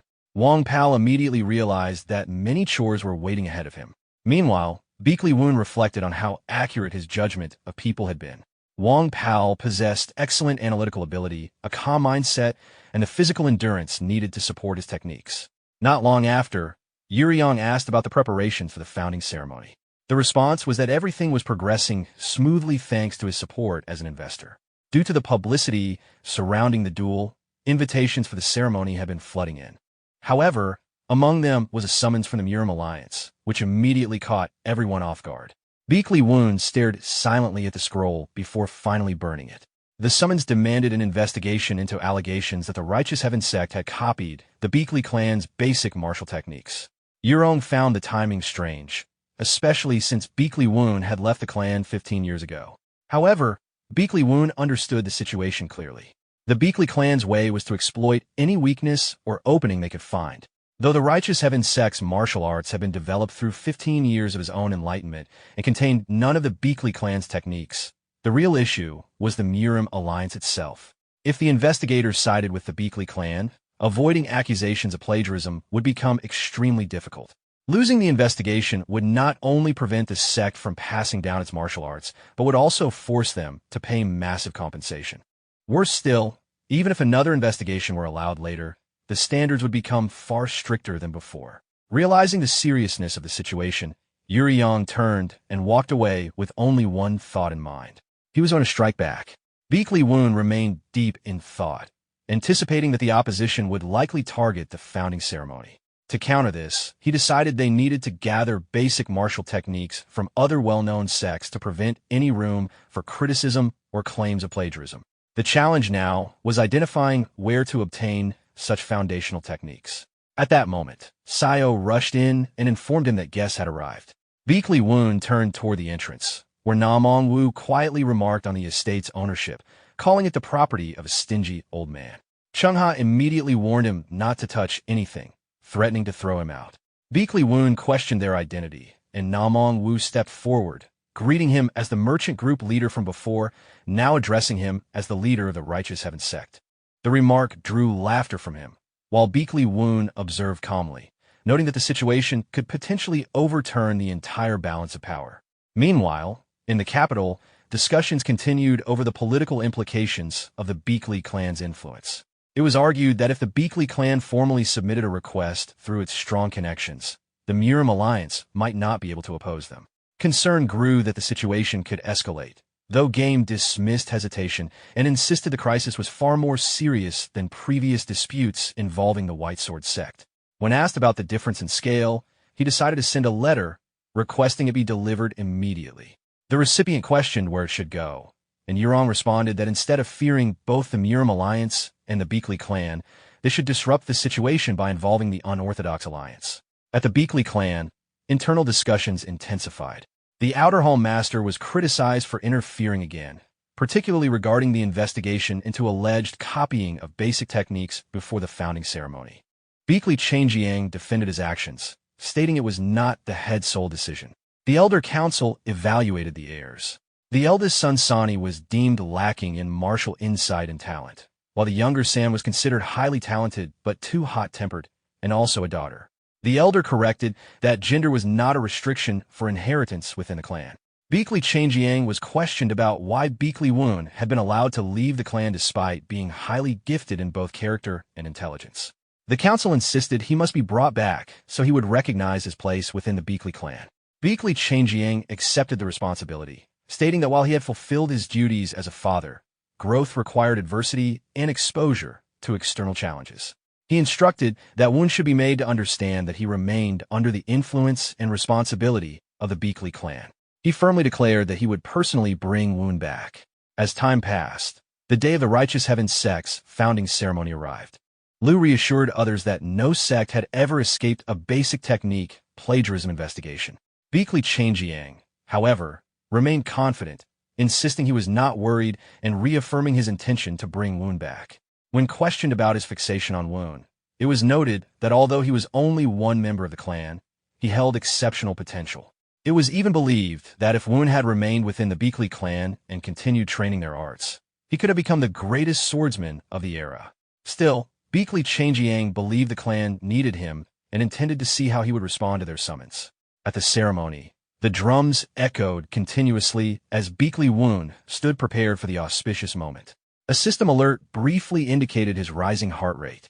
Without hesitation, he stepped forward, leapt down, and thrust the ceremonial flag into the ground, marking the official founding of the sect. The impact sent dust and sand into the air as the dragon emblazoned banner rose and fluttered prominently in the wind. Addressing the gathered crowd and guests from afar, Beakley Woon formally introduced himself as the leader of the Righteous Heaven Sect. First, Beakley Woon addressed the gathering, stating that while he had many matters to share, one issue needed to be clarified before formally establishing the sect. He openly declared that the Righteous Heaven Sect had been accused of copying the Beakley clan's martial arts. The announcement left the audience confused, with many questioning whether this was an admission of guilt. Beakley Changjiang, however, reacted with growing interest, finding the situation more engaging than expected. Liu observed the situation and remarked that it seemed as though the Righteous Heaven Sect had already given up, though Beakley Changjiang interpreted the matter differently and began to suspect there was a deeper plan behind Woon's actions. At that moment, Woon called out, noting that the Murim Alliance investigation delegation was present and invited them to step forward. Beakley Changjiang responded by acknowledging the group, and the crowd within the Righteous Heaven Sect became visibly unsettled at his presence. Woon then formally requested a public investigation to verify the allegations of copying, conducted openly before 10,000 attendees. Beakley Changjiang immediately objected, arguing that such investigations required strict procedures and could not be publicly performed before a final verdict. Liu further emphasized that the venue, organized under the Murim Alliance, was meant for mediating disputes between sects rather than for enforcing accusations, as if it were a prosecution against the Righteous Heaven Sect. Internally, he reasoned that the alliance could not appear biased before the smaller and mid-sized sects that formed its foundation. When asked to proceed, Li Su agreed, and a demonstration began. He executed a technique identified as a core basic move of their sect, initiating it with a single kick that formed 3 visible force lines, drawing the attention of everyone present. Liu immediately claimed that the technique had been copied from the Beakley clan. Woon confirmed that it had been inspired by the triad concept of heaven, earth, and man. Beakley Changjiang acknowledged the resemblance and further noted that the same movement pattern also overlapped with techniques from the Naman clan. Following a direct assessment, it was revealed that all 23 foundational techniques of the Righteous Heaven Sect bore similarities to martial arts from various sections. Liu questioned whether the entire process was merely a fabricated demonstration, while Woon challenged him to specify what part he considered false. He further argued that since no representatives from the other sects were present to validate the claims, there was no authority to judge the matter conclusively. At that point, Namong Wu and Chengha both stepped forward, identifying themselves as representatives with knowledge of the respective sections. Namong Wu explained that he had been nearby and came after hearing about the founding ceremony. He confirmed that the similarities were undeniable, noting that their Namong techniques also followed a structure beginning from Earth, forming the human aspect and ultimately reaching toward heaven, reflecting the same conceptual framework. Chengha added further evidence by presenting additional materials, including confirmation letters from other sects raising similar concerns of imitation. He explained that if such claims were accepted, then the Beakley clan's techniques would also inevitably fall under similar scrutiny when compared with other sections. Beakley Changjiang objected again, insisting that the argument was still based on assumptions rather than proof. Namong Wu countered by pointing out that this was precisely the same reasoning the Beakley clan itself had used, treating structural similarity in concepts like heaven, earth, and man as evidence of copying. The leader of the Murim Alliance's investigation team scoffed, questioning whether they would truly resort to such sophistry. Beakley Changjiang immediately erupted in anger, demanding to know what he meant. Beakley Woon calmly observed the situation, appearing satisfied with how events were unfolding, while the elder shouted his name in frustration. Liu, meanwhile, questioned how such verification was even possible, asking whether they had distributed records of all basic techniques across sects in advance. The implication was confirmed, though Woon did not directly respond, instead stating that he had already presented his argument, and now it was the Moon Sword's turn to reply. Internally, he considered that if the Beakley clan were forced to admit their techniques had been copied, they could be implicated in claims involving 23 sections. He questioned whether the elder would truly accept such a risk. Beakley Changjiang, growing increasingly unsettled, asked if that was all. Suddenly, the elder drew his sword and launched an attack toward Beakley Woon. Namong Wu and Chungha shouted in alarm, but the Righteous Heaven Sect leader immediately ordered them to stop, declaring it a personal matter. Beakley Changjiang confronted Woon directly, reminding him that regardless of circumstances, he still carried Beakley blood and was meant to be the heir guiding the clan's future.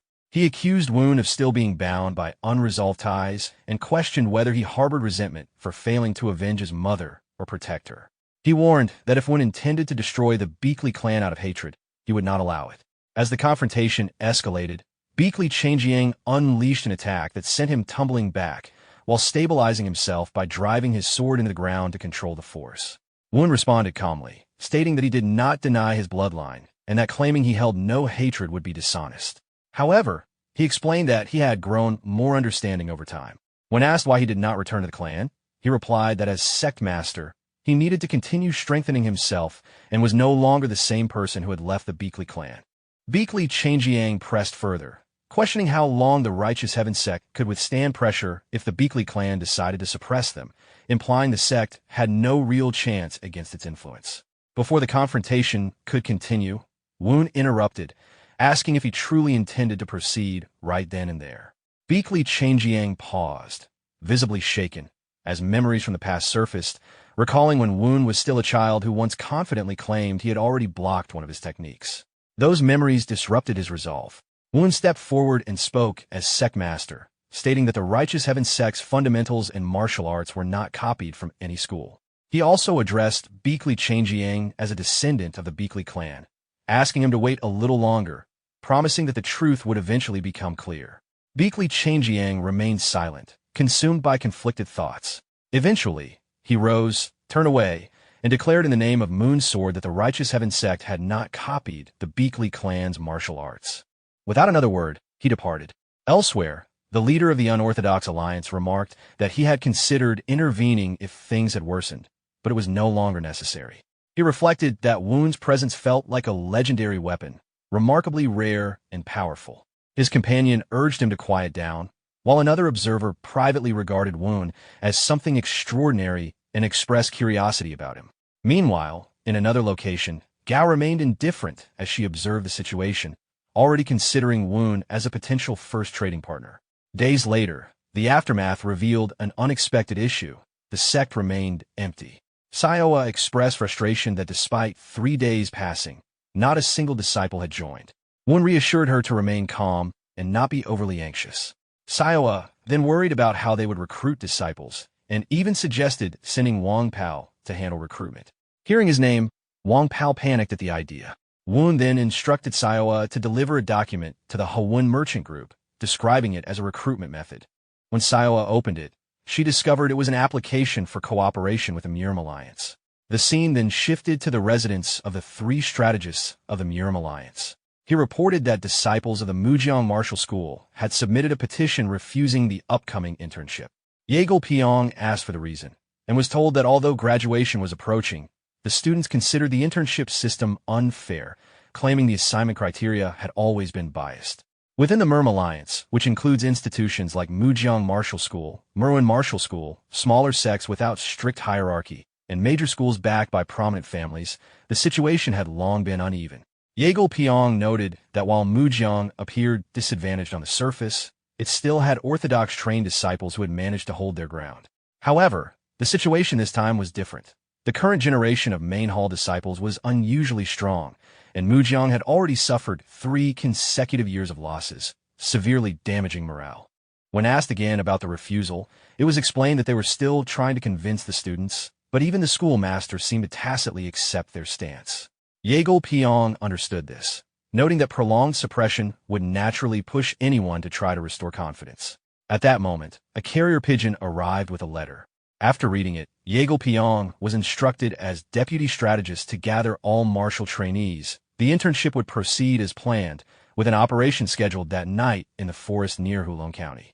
Meanwhile, Xian Wang abruptly woke from a strange dream, sitting up and gasping as though unsettled. He briefly reflected with irritation, thinking about Miha. As he prepared to leave, Munchiok reminded him that it was not yet his turn for watch duty, but Wang replied that he could not sleep anyway.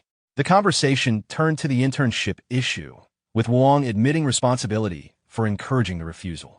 He worried it might be perceived as arrogance and result in their reassignment to train under an obscure sect.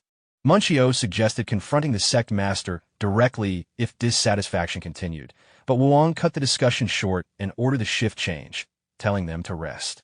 Elsewhere, Beakley Wu introduced himself as the sect master of the Righteous Heaven sect and announced the start of their entrance evaluation. He stated that the only requirement was to step across the sect's threshold. Xian Wang immediately ordered all Mujiang disciples to prepare for combat, and they surged forward in attack. Beakley One responded with a single calm push, easily dispersing them, leaving Wang coughing and struggling to recover. Munchio called out to him in concern, while Beakley One calmly noted that safety was only guaranteed once they managed to distance themselves from him. A report came in from the Ganu province near Mount Wuong, where someone asked for updates from the martial world. Naaman Wu explained that the martial hall's operations were currently split across 2 locations, and that a newly appeared sect had recently drawn attention, one that had never been heard of before. When asked about it, a man in front dismissed the concern entirely, stating that it didn't matter who they were. He speculated that the Merm Alliance might simply be attempting to restore balance, or perhaps an unknown master was behind the emergence. Beakley then intervened, stating that it made no difference. Regardless of who they were, victory would be his. In parallel, Beakley Woon's past was briefly recalled. Beakley San remembered the moment he had left without explanation, offering a cold apology before departing despite her shocked pleas. She had been left behind, unable to understand his decision. Even days later, she remained alone, still struggling with his sudden disappearance. Within the Mujiang Martial School, Beakley San, Beakley Woon's younger sister, resolved firmly that she would not forgive him until she understood why he abandoned the clan. Elsewhere, Beakley Woon intercepted an incoming attack and assessed Munchio's abilities, acknowledging that he was competent. A companion turned to check on Wang, asking if he was unharmed, while Beakley Woon casually asked for Munchio's name.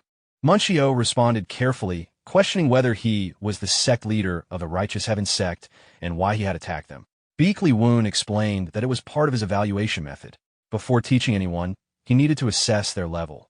When reminded that only one participant needed to reach the sect entrance to pass, he challenged the logic, stating that allowing those who failed basic assessment into further trials would be meaningless. He declared that he intended to break their confidence completely through successive defeats, leaving them unable to continue as a form of harsh training. Munchio tried to intervene, but Wu Gang stepped forward and blocked the attack, despite his heavy breathing and visible concern from others.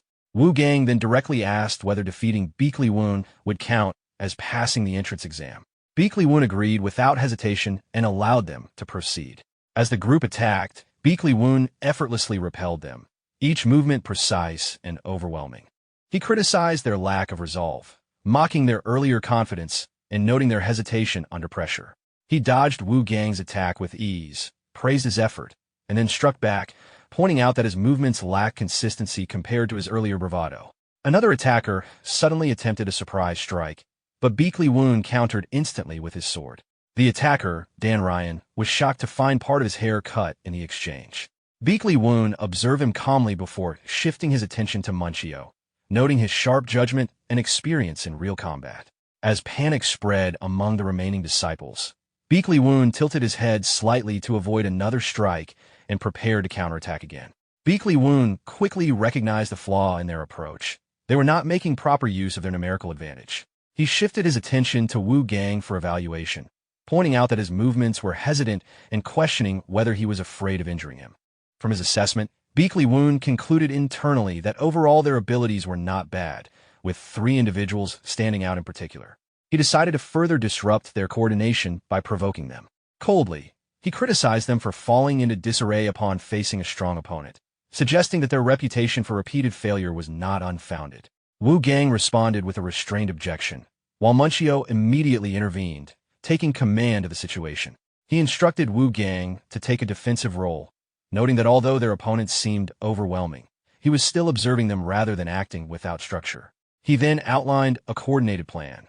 They would create an opening together, with Dan Ryan assigned to deliver the finishing strike when the opportunity appeared. Encouraged, the group pressed forward again, but Beakley Woon dismissed their regained confidence as too late. Wu Gang charged in with his sword, but his attack was easily deflected, leaving his weapon lodged and himself thrown back by a counterattack. Seizing the moment, Dan Ryan and Munchio attempted a joint strike, which Beakley Woon identified as a coordinated effort but evaded with ease. He countered by grounding himself, then striking both of them away in a single motion before returning to a composed stance.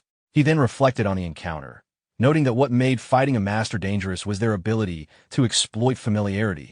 Opponents became overconfident, believing he would not respond decisively. With that assessment, he effortlessly overpowered Wu Gang once again, sending him crashing back in pain. Observing their deteriorating condition, Beakley Woon remarked that he had expected more from them, at least some basic martial talent. He expressed disappointment, but reaffirmed that the rules of the test still applied. At that moment, he sensed a surge of killing intent and narrowly avoided a sudden attack with his sword. He became visibly energized, recognizing the technique as something familiar, the Great Disaster Sword. Intrigued, he pressed Wu Gang, asking whether he was risking everything just to pass the duel, and demanded to see his full capability. Suddenly, Wu Gang launched a rapid sequence of attacks from an unexpected angle, catching him off guard for the first time in the exchange. Beakley Woon, panting slightly, observed him closely and concluded that his talent was unusually strong. He laughed in response, while Wu Gang remained confused by his reaction. At the same time, a system notification indicated a significant increase in Beakley Woon's energy stat after a long period of stagnation. Amused and increasingly interested, he considered the possibility of recruiting Wu Gang. He then challenged him again, asking if that was truly all he could do. After the battle, Wu Gang abruptly woke from a deep sleep, disoriented and unsure of his surroundings. He questioned whether he was inside the Righteous Heaven Sect and realized he had pushed himself too far the previous day. When Jingguang entered the room and checked on him, Wu Gang remained dazed, even repeating his name as if trying to process what had happened. He then recalled the events of the previous night and grew alarmed, realizing he had used the Blood Sword Sect technique openly in front of the Righteous Heaven Sect. Fearing that he had been identified as a member of a demonic cult, he recognized that the situation had become extremely dangerous and admitted to himself that he had lost control in the heat of the moment. Wu Gang realized that if the situation continued to escalate, he would not only lose the duel with the Marun Martial School, but also risk being accused of acting as a demonic spy. Uncertain of what to do, he fell into thought. Before leaving, Jingguang reminded him that assembly time was approaching and instructed him to head outside if he was awake. Wu Gang responded softly, indicating he understood, but remained unsettled by the situation. He began questioning what he had witnessed earlier. Either Jingguang had not noticed anything unusual, or he had been wrong in assuming the Righteous Heaven Sect had already detected him. However, he quickly dismissed that possibility. The sect leader had clearly noticed him. The expression Beakley Woon gave him, along with his mention of the Great Disaster Sword, and his master, confirmed it. If he truly wanted, Wu Gang believed he could have already exposed him as a demonic spy. That raised a deeper concern. Why had he not informed the others? What was he planning? At that moment, Beakley Woon appeared and fixed his gaze on Wu Gang before smiling ominously and stating that he had arrived. This shocked Wu Gang, who felt as though everything was unfolding under his control. Beakley Woon then announced that out of the original 15 participants, only 5 remained after the preliminary round, which exceeded his expectations. The others reacted in shock, realizing how quickly the numbers had dropped. He then revealed the next phase. Over the following 15 days, they would engage in daily battles against disciples of the Righteous Heaven Sect, while spending the remaining time studying techniques. Sayo was instructed to distribute training weapons and equipment to everyone, which she promptly did, confirming each participant's preferred weapon and handing out gear accordingly. When she finished, she formally introduced herself as Sayo and explained that she would be assisting with their sparring sessions. Beek Lee-woon then instructed the group to greet each other properly and maintain basic courtesy. One participant, Wang Pa, introduced himself briefly. Beek Lee-woon acknowledged the exchange but quickly redirected the focus, stating that excessive conversation would waste time and that they should begin the matches immediately. Sayo agreed and suggested an unusual format, 5 versus 2, to save time. The group reacted in confusion at the proposal, but Beek Lee-woon accepted it without hesitation, further surprising everyone. Wu Gang observed the situation in disbelief, while Munchio expressed dissatisfaction, insisting they were being underestimated. He declared his intent to end the fight quickly and immediately launched forward, confident in his ability despite their previous losses against the Mujiang Martial School. However, Sayo effortlessly evaded his attack. Munchio attempted to continue pressing the offensive, gathering strength for a decisive strike with his wooden spear, believing it would finish the encounter. At that moment, a system notification confirmed the activation of a unique trait related to Mingjang. As Munchio struck, he was shocked to see an unnatural effect, his spear becoming covered in snow-like energy. Sayo calmly smiled and warned him that it would sting, then countered decisively, sending him flying with controlled force.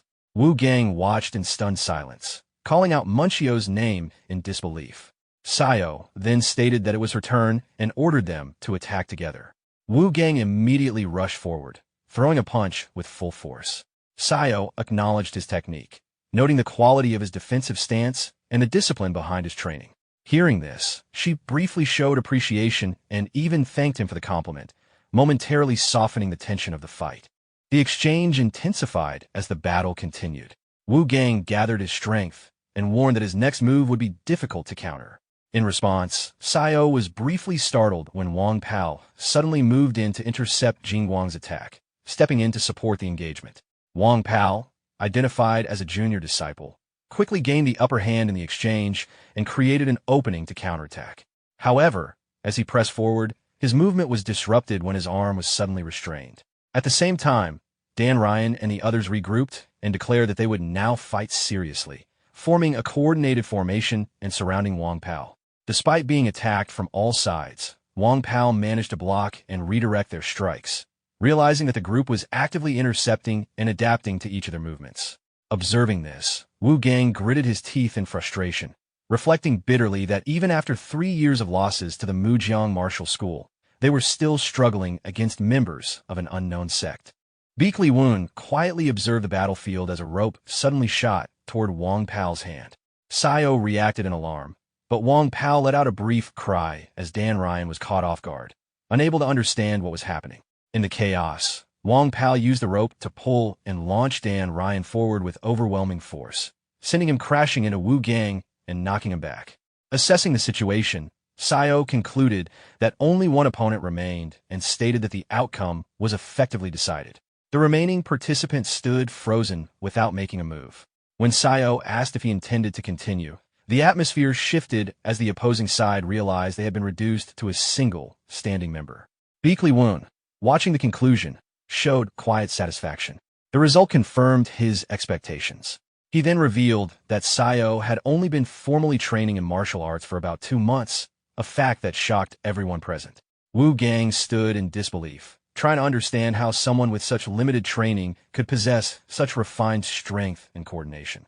Beek Lee-woon then shifted the focus of instruction, explaining that future training would emphasize multi-person coordination techniques. Drawing from his experience in the Merm Alliance, he emphasized that coordinated group tactics were essential for victory, especially for those who had repeatedly lost to the Marwan Martial School over the past 3 years. He urged them to build trust in one another, stating that confidence in teammates would strengthen both coordination and individual ability. With that, he concluded the first training session and instructed everyone to rest. The group responded in unison with acknowledgement. Before dismissing them, Beek Lee-woon called Wu Gang aside and ordered him to stay behind. Wu Gang complied. Elsewhere, Wang Pao and another disciple exchanged polite remarks, with Wang Pao modestly downplaying praise for his abilities. As time passed within the Mujiang martial school grounds, a system notification activated a silence mode, isolating the area from outside sound. Noticing this, Beakley Woon acknowledged the perceptiveness of the system and shifted the conversation to a new topic. Standing opposite Wu Gang, he directly questioned him about the involvement of the Bloodsword Sect and the presence of the demonic cult's young sect leader within the Mujiang martial school. He warned that if no satisfactory explanation was given, consequences would follow. Wu Gang immediately became more guarded and considered escaping, but Beakley Woon abruptly launched an attack, cutting off that thought. He coldly stated that escape was not an option and repeated his demand for answers. As pressure mounted, Wu Gang's memories began to surface, pulling him back to earlier events. At the Bloodsword Sect the previous year, a cold voice had questioned Wu Gang about whether he had broken the arm of someone who was no longer able to resist. He had been ordered to stand, but he gave no reply. The Great Disaster Sword's voice then turned furious, criticizing his hesitation and demanding why he had not gone further, why he had not killed or at least crippled the opponents so thoroughly that they could never return to conflict. He reminded Wu Gang that as the young sect leader of his sect, his position within the orthodox martial world should already command fear, yet he continued to fall short of expectations. The pressure escalated further when he was ordered to kill his senior sister. Wu Gang was stunned and demanded clarification, but he was cut off immediately. The explanation given was cold and absolute. In the logic of the dark path, hesitation only leads to mass casualties. His compassion was framed as a fatal weakness. He was told that if he disobeyed, not only would his senior sister be killed, but so would everyone around him, and he himself would eventually be forced to inherit the Bloodsword Sect after killing his master. Left with no real choice, Wu Gang reluctantly accepted the order outwardly, declaring obedience and agreeing to infiltrate the Merm Alliance as a spy and eliminate his senior sister. Internally, however, he planned to delay and escape the moment he left his master's presence. In reality, Wu Gang suddenly snapped back to the present and shouted as he attempted to break through Beakley Woon's position. Beakley Woon observed his decision and noted that while his judgment of opponents was still immature, it was not entirely wrong. He acknowledged the attempt and urged him to reveal his true strength. Beakley Woon then engaged him directly, explaining that he had come for training and that orthodox martial arts alone would not allow Wu Gang to reach his full potential. He insisted that only by exposing his real abilities could Wu Gang prepare for future conflict, including the upcoming battle with the Mujiang Martial School. Wu Gang defended himself while struggling under the pressure of the exchange, realizing how different this situation was compared to the earlier entrance test. As he narrowly avoided strikes and tried to respond, Beakley Woon calmly evaluated his movements, noting that while his orthodox techniques were clumsy, they were still more useful than expected. However, he also stated that Wu Gang was fundamentally unsuited to unorthodox martial styles. This provoked Wu Gang, who demanded clarification. Beakley Woon responded that he was not suited for the killing sword, a style that required absolute willingness to eliminate everything in its path. Hearing this, Wu Gang recalled fragments of his past and grew more agitated, insisting that Beakley Woon knew nothing about him. Beakley Woon pointed out directly that Wu Gang's sword contained hesitation, identifying a lack of killing intent as his core weakness. Wu Gang pushed back, questioning how he could judge him so easily, but Beakley Woon answered with a strike, sending him flying. As Wu Gang struggled to recover, Beakley Woon pressed further, questioning what principle he actually followed. Wu Gang, frustrated and shaken, insisted that it was all or nothing and dismissed the idea of any deeper principle. Beakley Woon continued his pressure, stepping forward and attacking while asking why Wu Gang even held a sword. Wu Gang tried to respond, but was interrupted by another attack. Their blows collided with tremendous force, tearing into the ground and leaving visible damage across the battlefield. Finally, Wu Gang was forced down to his knees, struggling under the overwhelming difference in strength. At that moment, Wu Gang admitted there was a deeper reason behind his need to grow stronger. His thoughts returned to his father, an ordinary martial artist who nonetheless kept his word on the battlefield. When others retreated, he had been the only one to stand his ground. Even if the world dismissed it as a meaningless death, Wu Gang remembered it with unresolved anger, convinced his father had died unjustly. That lingering grief had nearly driven him to the edge. Yet he now realized that acting recklessly would only lead to a pointless death of his own. He understood that if he wanted anything to change, he had to survive and become stronger, enduring everything in the process. However, the path he chose had gone beyond his original intent. In pursuit of power, he had unknowingly become entangled in the identity of the Blood Sword Sect's young sect leader, no longer the young Master Wu Gang he once was. Beakley Woon fell silent after hearing this, and then asked whether he regretted the past. Wu Gang hesitated before admitting he did not know. What he did know was that he wanted to restore his father's honor and prove that his death was not cowardice, but the act of a warrior greater than most. As a son and heir to that legacy, he felt responsible, yet also lost in his current path. He even offered to accept punishment or exposure to the Merm Alliance, insisting that the others were uninvolved and that he alone had hidden his identity to infiltrate. After hearing this, Beakley Woon reacted unexpectedly, striking him and sending him flying before ordering him to stand. He remarked that Wu Gang reminded him of a boy lost in hatred. The conversation then shifted as Beakley Woon casually mentioned his own past, noting that when he left the Beakley clan to join the Mujeong martial school, he had already begun reshaping martial methods beyond traditional clan techniques. He explained that while others focused on strengthening their foundations, he specialized in adjusting and refining martial systems themselves. Wu Gang, surprised, asked if that meant he intended to teach him. Beakley Woon responded indifferently that the Merm Alliance would not collapse just because they ignored someone like him. Internally, however, he was clearly intrigued, recognizing Wu Gang as a potential successor connected to a powerful legacy. He then declared seriously that over the next half-month, he would completely dismantle Wu Gang's existing martial foundation and rebuild it from the ground up, warning that he would have to forget his current self and endure significant pain. He asked whether Wu Gang trusted him enough to accept that path. Wu Gang hesitated, questioning whether he could truly become stronger through this method. Beakley Woon reassured him that this was his role. Elsewhere, the scene shifted to a Merm Alliance envoy, where reports circulated that the students from the Martial Aptitude Hall this year were exceptionally talented. Yeagle Pyong confirmed the information, noting that their results were unusually high. As a result, major leaders within the martial factions had already begun an underground competition to recruit and secure them. Sword Saint Ouija Hack, one of the top masters among the orthodox martial arts 10 Heavens, mentioned a sudden development regarding a wager proposed by the co-leader of the unorthodox Merm faction concerning the upcoming duel. The bet was placed on Mujeong Martial School's victory. According to the terms, if the co-leader wins, he would request a minor favor. If he loses, he would halt all expansion and offensive actions for 1 year. His method of judgment, described as betting with an eye, was questioned by others as arrogance, suggesting he believed he could see outcomes others could not. Despite skepticism, the offer was considered too valuable to refuse given the current disadvantage. If the opposing faction paused their aggression, it would provide time for the orthodox side to reorganize its forces. Determined to maximize advantage, it was decided that Mujeong Martial School must not lose this duel under any circumstances. A new referee was assigned, a senior graduate from Merwin Martial School, along with Chung Ryu, a rising prodigy recognized as one of the next-generation swordsmen of Wong's sect. Elsewhere, Chung Ryu heard mention of Mujeong Martial School and recalled its reputation, noting it had been some time since he last encountered anything significant from it. Meanwhile, within Mujeong Martial School, Beakley Woon oversaw training sessions where disciples expressed exhaustion from continuous sparring, especially in uneven matchups such as 2 against 5. Sayo also commented on the difficulty of the training, but Beakley Woon soon arrived and acknowledged their fatigue. When Sayo noticed him, she asked when he had arrived. He responded calmly and announced a reward. After training concluded, they would travel to observe the upcoming duel at the Merm Alliance.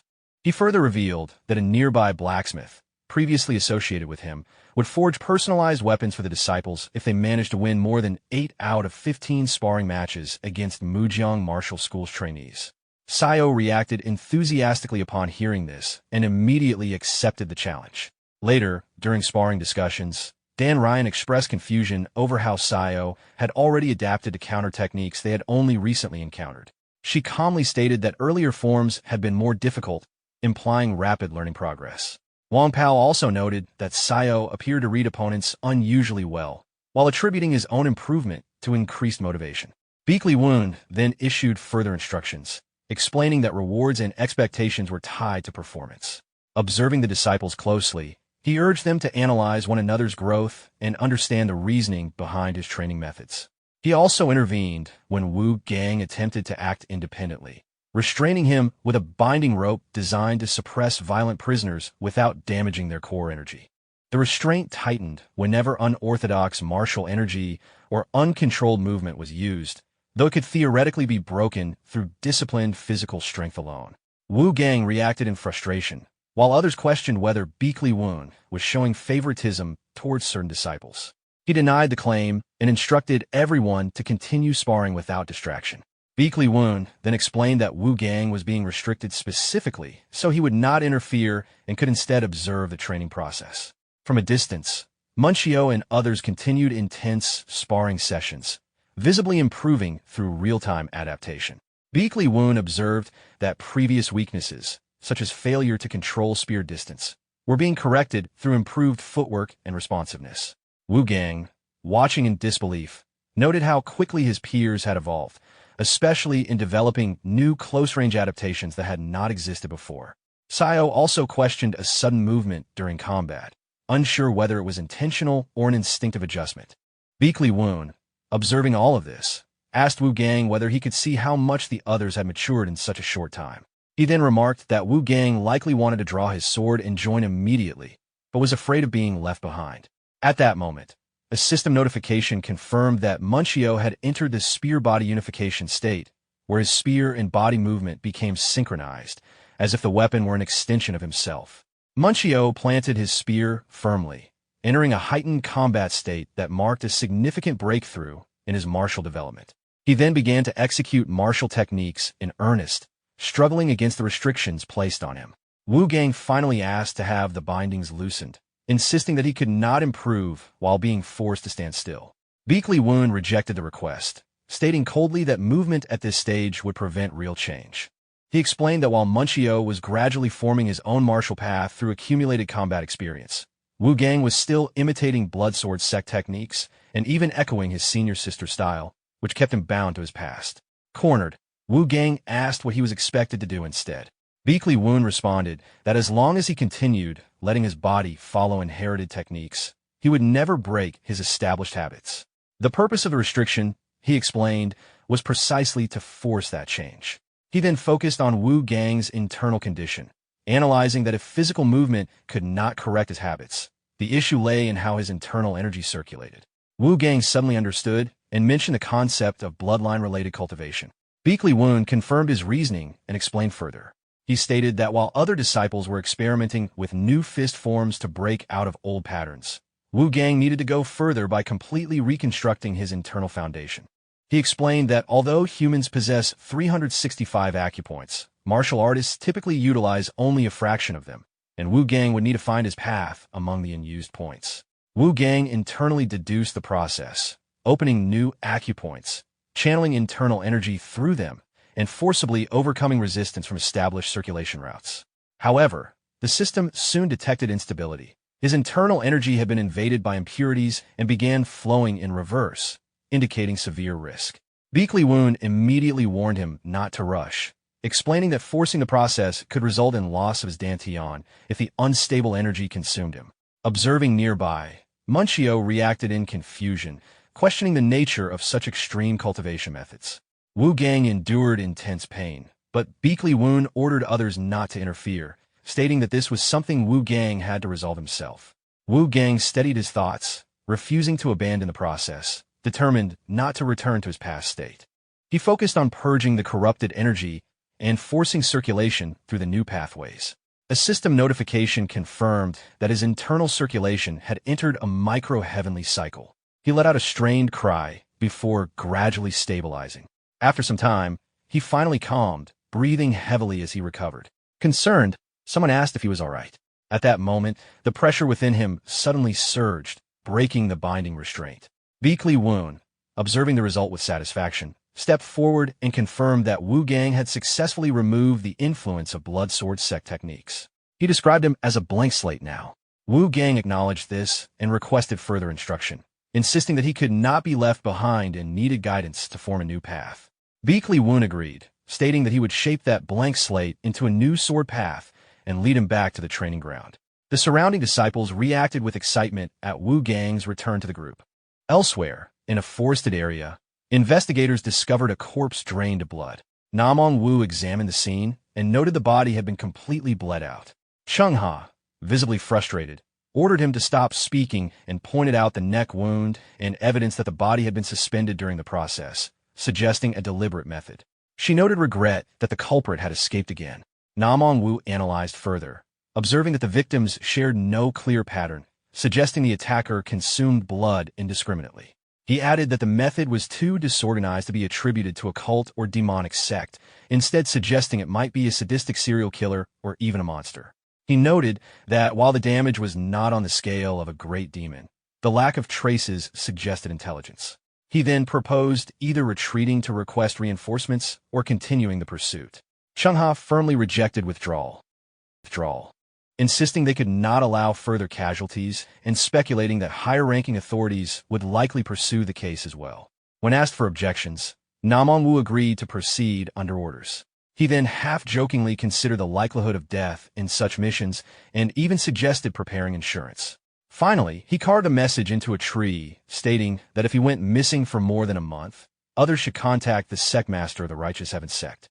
Beakley Woon briefly muttered to himself, sensing an uneasy premonition that trouble was approaching. Sometime later, he stood at the gate of the training hall and addressed the disciples, acknowledging their 2 weeks of intense training. He praised their progress, noting that most of them had clearly improved, though he pointed out that one among them still had not discovered his own sword path. He confirmed that Sayo and Wang Pao had each achieved 8 victories as promised, and therefore the group would proceed to the next phase, including the forging of personalized renowned weapons. He reminded them that they had every reason to take pride in their results and express confidence that they could complete the next stage successfully. He then revealed the second training phase in blunt terms. They would fight and refine themselves through direct combat against one another. Elsewhere, Beakley Woon reviewed a report from the Merm Alliance deputy strategist, learning that the number of missing persons in Hunan had recently surged. The opposing official explained that many of the recovered victims had their throats slit and their bodies completely drained of blood, with most being civilians traveling alone. Based on the findings, Beakley Woon concluded that a murderous demon was likely responsible. He asked how the Merm Alliance was responding.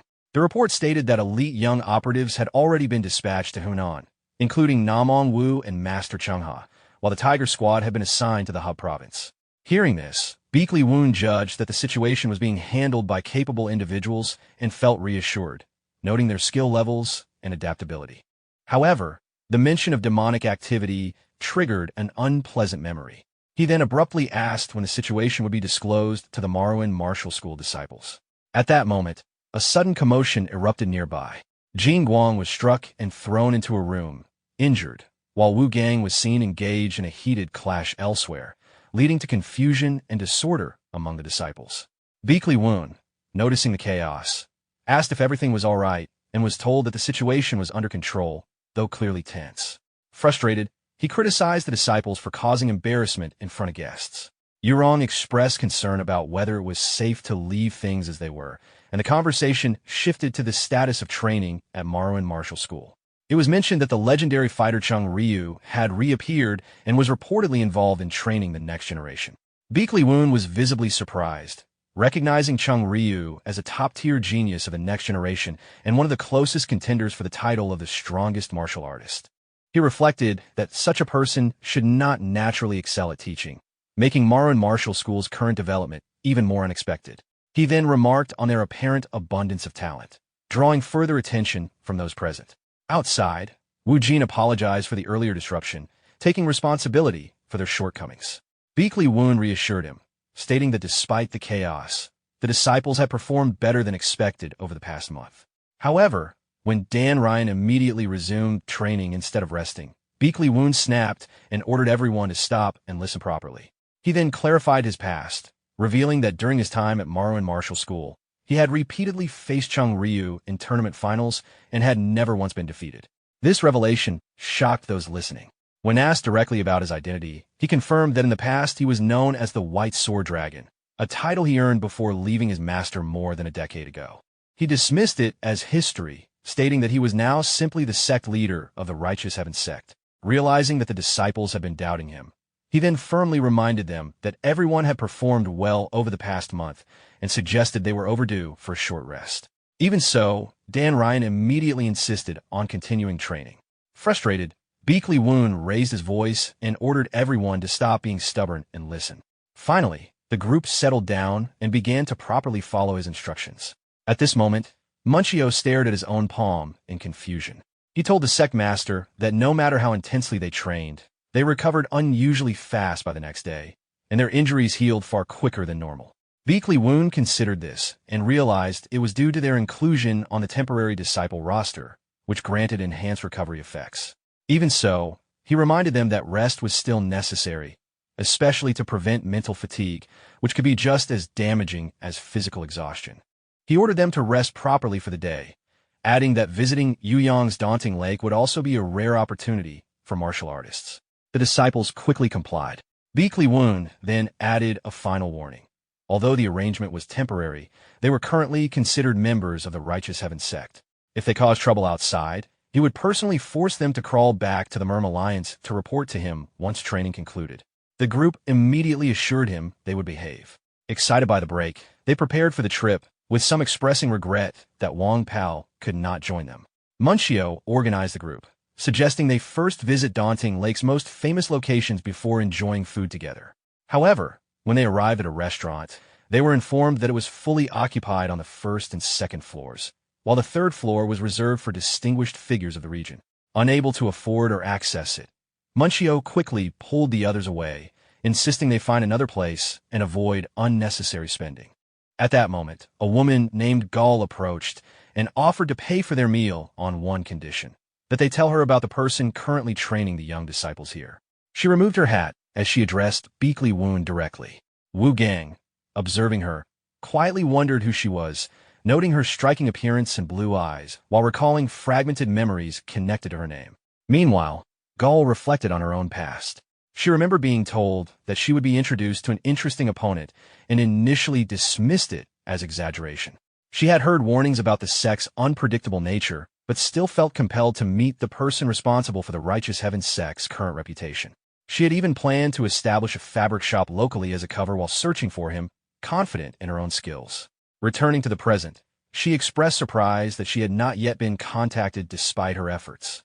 Orion tried to defuse the situation by pouring her a drink and jokingly addressing her as sister, which slightly softened the atmosphere. Munchio added cautiously that they had initially suspected she might be associated with the Unorthodox Alliance due to her sudden inquiry about the Sect Master. Gall accepted the misunderstanding calmly, noting that her appearance often led to suspicion. Munchio quickly apologized for the assumption. She then questioned whether the Righteous Heaven Sect Master had ever mentioned her. The group hesitated, unsure how to respond, until Wu Gang bluntly suggested that he might have simply forgotten. This caused visible embarrassment, prompting Wu Jin to quickly cover his mouth.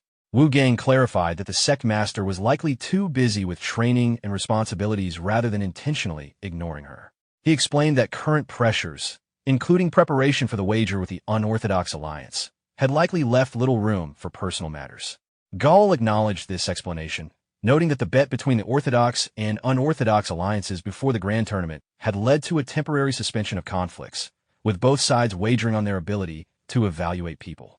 The group reacted in surprise upon hearing this, realizing the situation carried far greater political weight than they had assumed. In the wager, it was revealed that the Unorthodox Alliance had bet on Mujiang Martial School's victory, while the Merm Alliance had placed their support behind Marwan Martial School.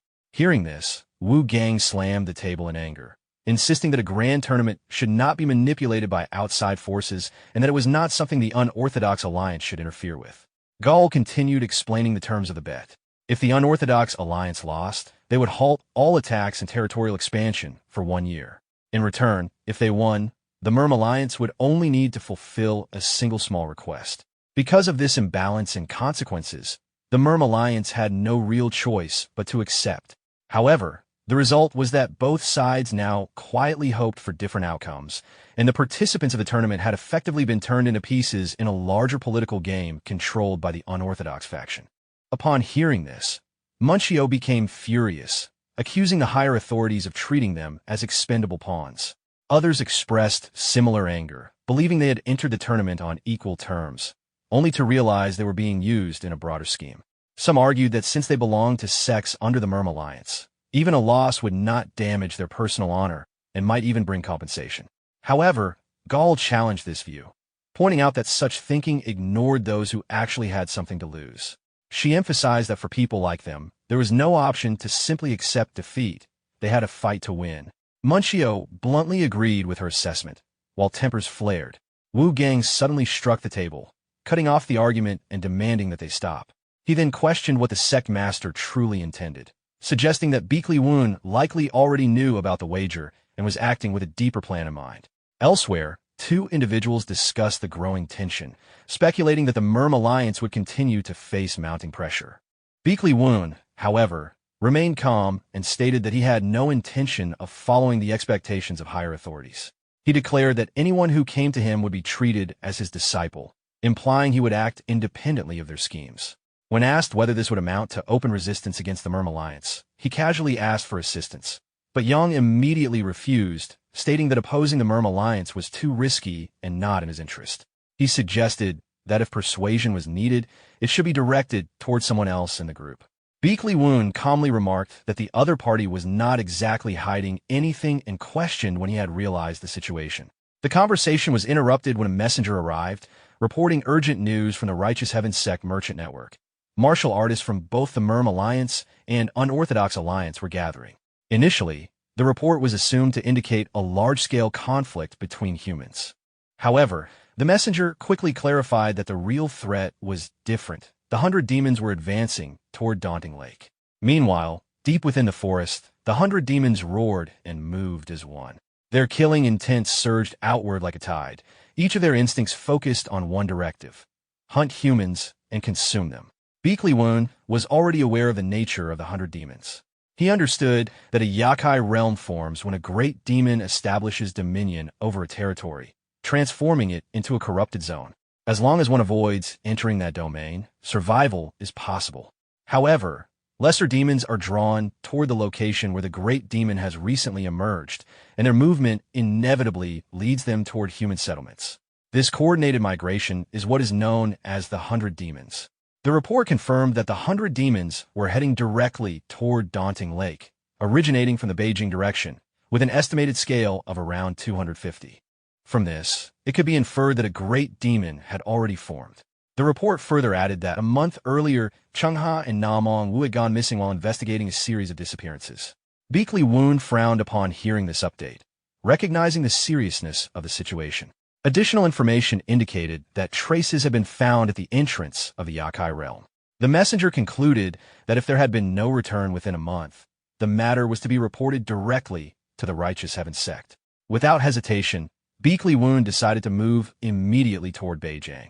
When someone questioned whether he would attend the Yuyang assembly instead, he calmly responded that a formal summons had already been issued for the major sects to gather there, but he had no obligation to participate. The confusion grew when another asked about the enforcement units stationed at Daunting Lake.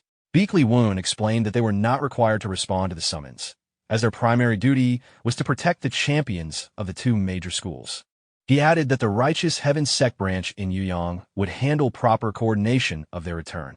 More importantly, he emphasized that the priority was to eliminate the great demon before it fully absorbed the Yakai energy. If it succeeded, the region would be transformed into a true hellscape. As he assessed the situation, he briefly recalled a fragmented memory of someone once speaking to him cryptically about fate and destiny, hinting that his path was unusual. He dismissed the thought and focused on the immediate crisis. Elsewhere, O Ryong expressed anger and frustration, insisting that the Righteous Heaven Sect should clarify whether the Merm Alliance was treating them as expendable pieces and what Beakley Woon's true intentions were. At that moment, a sudden interruption occurred as Guang Yun arrived. He identified himself as the local Merm Alliance commander stationed in Yuyang and announced that the 100 demons were already approaching, turning the entire region into an imminent battlefield. He ordered everyone to return immediately to the training area for evacuation. O Ryong objected, questioning whether they were being told to abandon the battlefield. Guang Yun corrected her, stating that it was not desertion but a tactical retreat, as protecting them was the Merm Alliance's highest priority. O Ryong argued that they were capable of fighting, but Guang Yun cut her off sharply, reiterating that it was an order. He emphasized that there were far too many major sects involved and that they were not suited for direct combat in this situation. When resistance continued, he firmly stated that objections would not be accepted, reinforcing that lower ranks must obey higher commands without question. Ouyang reluctantly complied. Wu Gang, however, sensed something was wrong. Although the explanation sounded reasonable, Guang Yun appeared unusually tense, as if concealing deeper concern. He then ordered everyone once again to return, declaring that break time was over. Ouyang, still unsettled, wondered aloud what was truly happening. Munchio quietly raised a concern, suggesting that the commander might not be telling the full truth. He questioned why they were being pushed back to the training area if the situation was truly as dangerous as described, speculating that the commander likely already knew the outer defenses would be breached. Wang Jin, confused, asked for clarification, insisting that everyone had heard the same report about reinforcement from major sects arriving soon. Before he could finish, Wu Gang interrupted, raising a critical possibility. What if those reinforcements did not arrive in time? In that case, the commander's intention might be to draw the battle into the city while keeping non-combatants in a safer zone like the training area. Munchio, maintaining a rational stance, argued that these were only assumptions and that they should follow orders from higher authority. His statement triggered anger from others, who accused him of being overly submissive. He calmly defended himself, stating that they needed to consider the Sect position.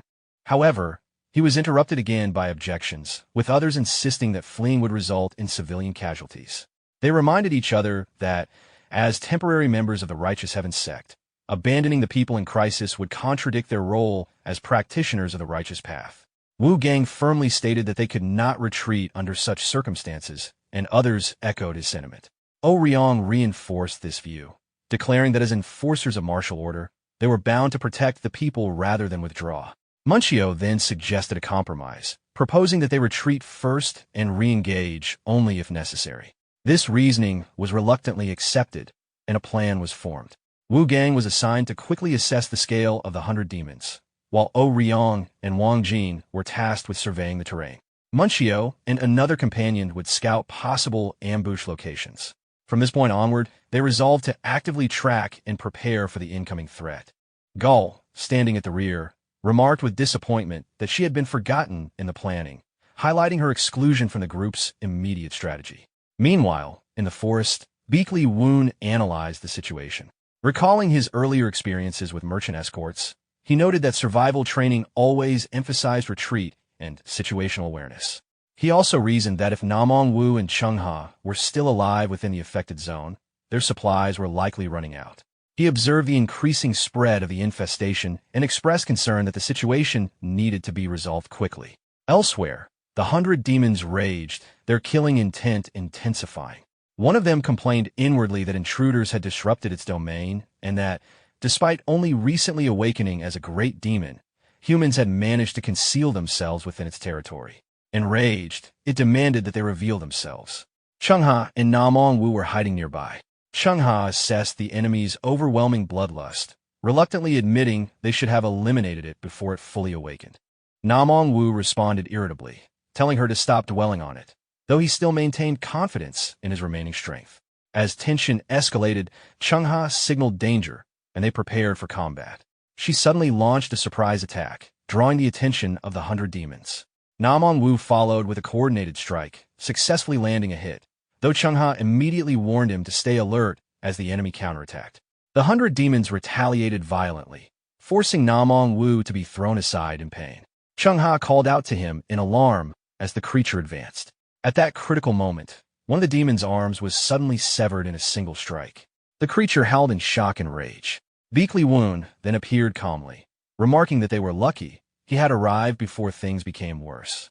Chung Ha immediately recognized him and called out to the team leader as he stepped into the battlefield. Beakley Woon immediately corrected Chung Ha, stating that she should address them properly as the Righteous Heaven Sect. Namong Wu, still lying on the ground, muttered that Beakley Woon had arrived too late. Beakley Woon responded with a calm smile, saying he had been busy and did not expect to personally clean up the battlefield at that hour. He then turned his attention forward, preparing for combat as the 100 demons charged at him. Chung Ha called out that a single decisive strike to the head would be enough to finish it, though Wu Gang found the situation questionable, thinking it odd that a single great demon could supposedly be handled so simply by two people. The 100 demons remained standing, unharmed, before suddenly leaping and mocking them. Beakly Woon remained fully alert and ordered the others to fall back as needed. At that moment, an unexpected figure appeared and greeted Beakly Woon, revealing familiarity between them. Beakly Woon recognized the Black Knight and remarked that it had been a long time since their last meeting, expressing surprise at his presence. The Black Knight, in turn, noted Beakly Woon's growth and asked why he was there. Beakly Woon suddenly froze as terrifying memories from the past resurfaced in his mind. His face turned pale, and a desperate scream escaped him. A flashback revealed a younger Beakly Woon standing amidst a devastated battlefield, his body covered in wounds while countless corpses lay scattered around him. In the middle of that destruction, he desperately called out Heron's name after spotting her standing before him. However, Heron was no longer herself. Dark demonic energy completely surrounded her body, and the sword in her hand radiated a frightening purple aura. Struggling painfully, she admitted that she could no longer control her own body. Consumed entirely by demonic energy, Heron suddenly charged forward and stabbed directly toward Beakly Woon, who could only cry out her name in despair. Back in the present, Black Knight mocked him while recalling the incident from more than 10 years earlier, when he had been forced to flee after losing someone precious to him. Beakly Woon coldly acknowledged the truth. The woman before him was none other than Black Knight, ruler of the Immortal Valley and one of the rulers of the 3 great demon realms, a terrifying existence powerful enough to once destroy half of the Imperial Palace alone. Sweat formed on Beakly Woon's face as he struggled to understand why Black Knight was present when she was supposed to remain sealed away. For a moment, he even wondered whether this was only a clone. Black Knight turned toward him confidently, radiating overwhelming pressure like a true ruler. Nearby, a greater demon briefly appeared before Black Knight casually explained that she had already thrown that nuisance elsewhere. Beakly Woon scoffed and remarked that even demons seemed capable of loyalty and camaraderie. Black Knight immediately dismissed the comment, claiming she had no interest in insignificant beings. Beakly Woon responded with a cold smile and declared that he still had unfinished business with that monster. After dealing with Black Knight, he intended to hunt it down personally.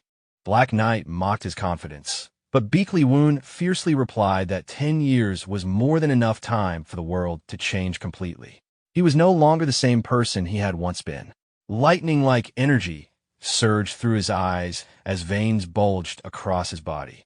Filled with determination, he swore that this time he would erase Black Knight from existence permanently. Suddenly, a loud screech echoed through the area as a sharp sword strike cut through the air. Elsewhere in a gloomy forest, Dan Ryan sighed in relief after noticing there were no powerful demons nearby. However, Xian Wugang immediately warned everyone not to lower their guard and ordered the group to retreat at once. After defeating several weaker demons, Wugang began wondering why the battle felt strangely easy. Qian Munchio quietly reminded him not to forget the hellish training they had endured during the previous 2 weeks. Wugang blankly claimed he had done nothing special, causing Munchio to angrily yell that the real problem was what awaited them afterward. At that moment, the disciples recalled Beakly Woon's terrifying training sessions, where he appeared with blazing red eyes and a frightening smile. Compared to that experience, fighting demons now felt almost identical to their training. Munchio explained that demon combat relied on identifying weaknesses and striking them precisely, exactly as they had practiced. As he watched the group move together smoothly, Munchio secretly admired how much everyone had improved in only a month. He even began wondering whether Beakly Woon had planned all of this from the very beginning. Wugang also realized that every member of the group had grown stronger. Even so, deep inside, he struggled constantly to suppress the blood sword sect martial arts he had once relied upon. The restriction left him feeling trapped while simultaneously craving even greater power. After some time, Munchio suddenly asked Wugang what he planned to do in the future if they survived this battle. The unexpected question left Wugang stunned. Munchio clarified that if they succeeded in eliminating the demons, and safely reach the tournament afterward, then they needed to think seriously about what their true goal would become beyond simple survival. Seeing Munchio's thoughtful expression, Dan Ryan teasingly asked whether he was feeling worried. Munchio calmly answered that he was only reminding everyone of something important they should never forget. Wu Gang merely sneered in response and declared that if such brutal training never led to a stage where he could truly prove himself, then he would rather go insane. He and Munchio repeatedly nodded before loudly urging everyone to stop hesitating and charge forward. Dan Ryan shouted in agreement, reminding the group to focus only on the monsters directly in front of them instead of panicking. Meanwhile, Xian Wu Gang stood at the front line, facing a massive horde of monsters. In a firm voice, he reminded everyone that survival was their highest priority. The disciples immediately formed ranks while Munchio ordered them to hold the line until reinforcements arrived. He strictly warned everyone against acting recklessly.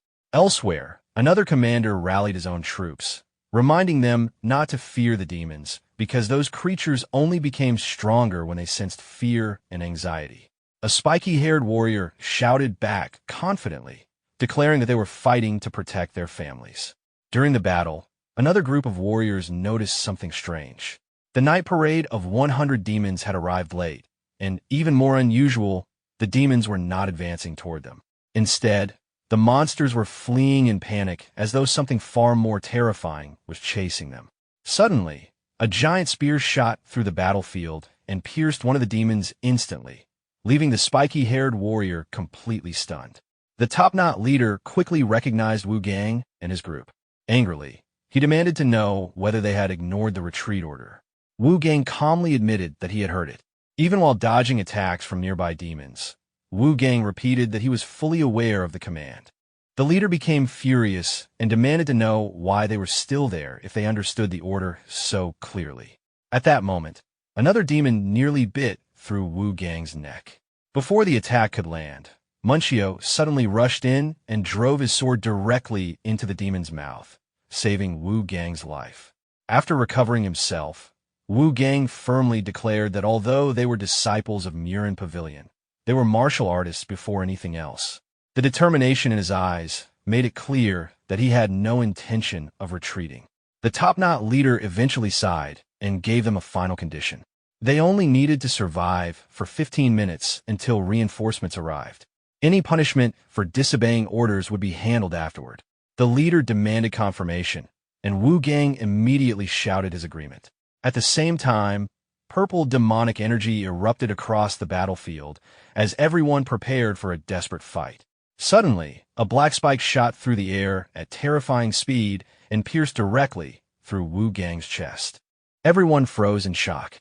A gigantic greater demon emerged and lifted Wu Gang's impaled body while growling that the human was unusually strong.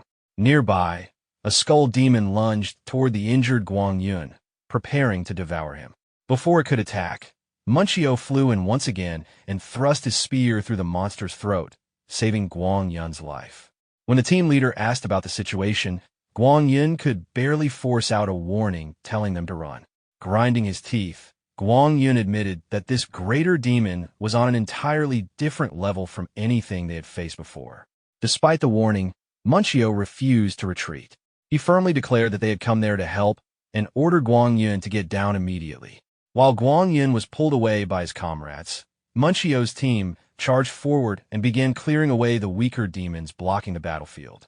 In the middle of the fierce fighting, Munchio failed to notice a deadly claw descending from above straight toward his head.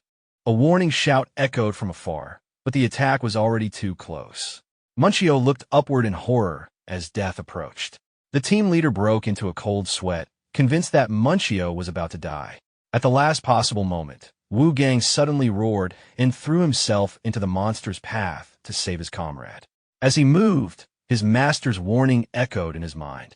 He had been strictly forbidden from using the Bloodsword Sect martial arts again, because the demonic energy would permanently corrupt his meridians.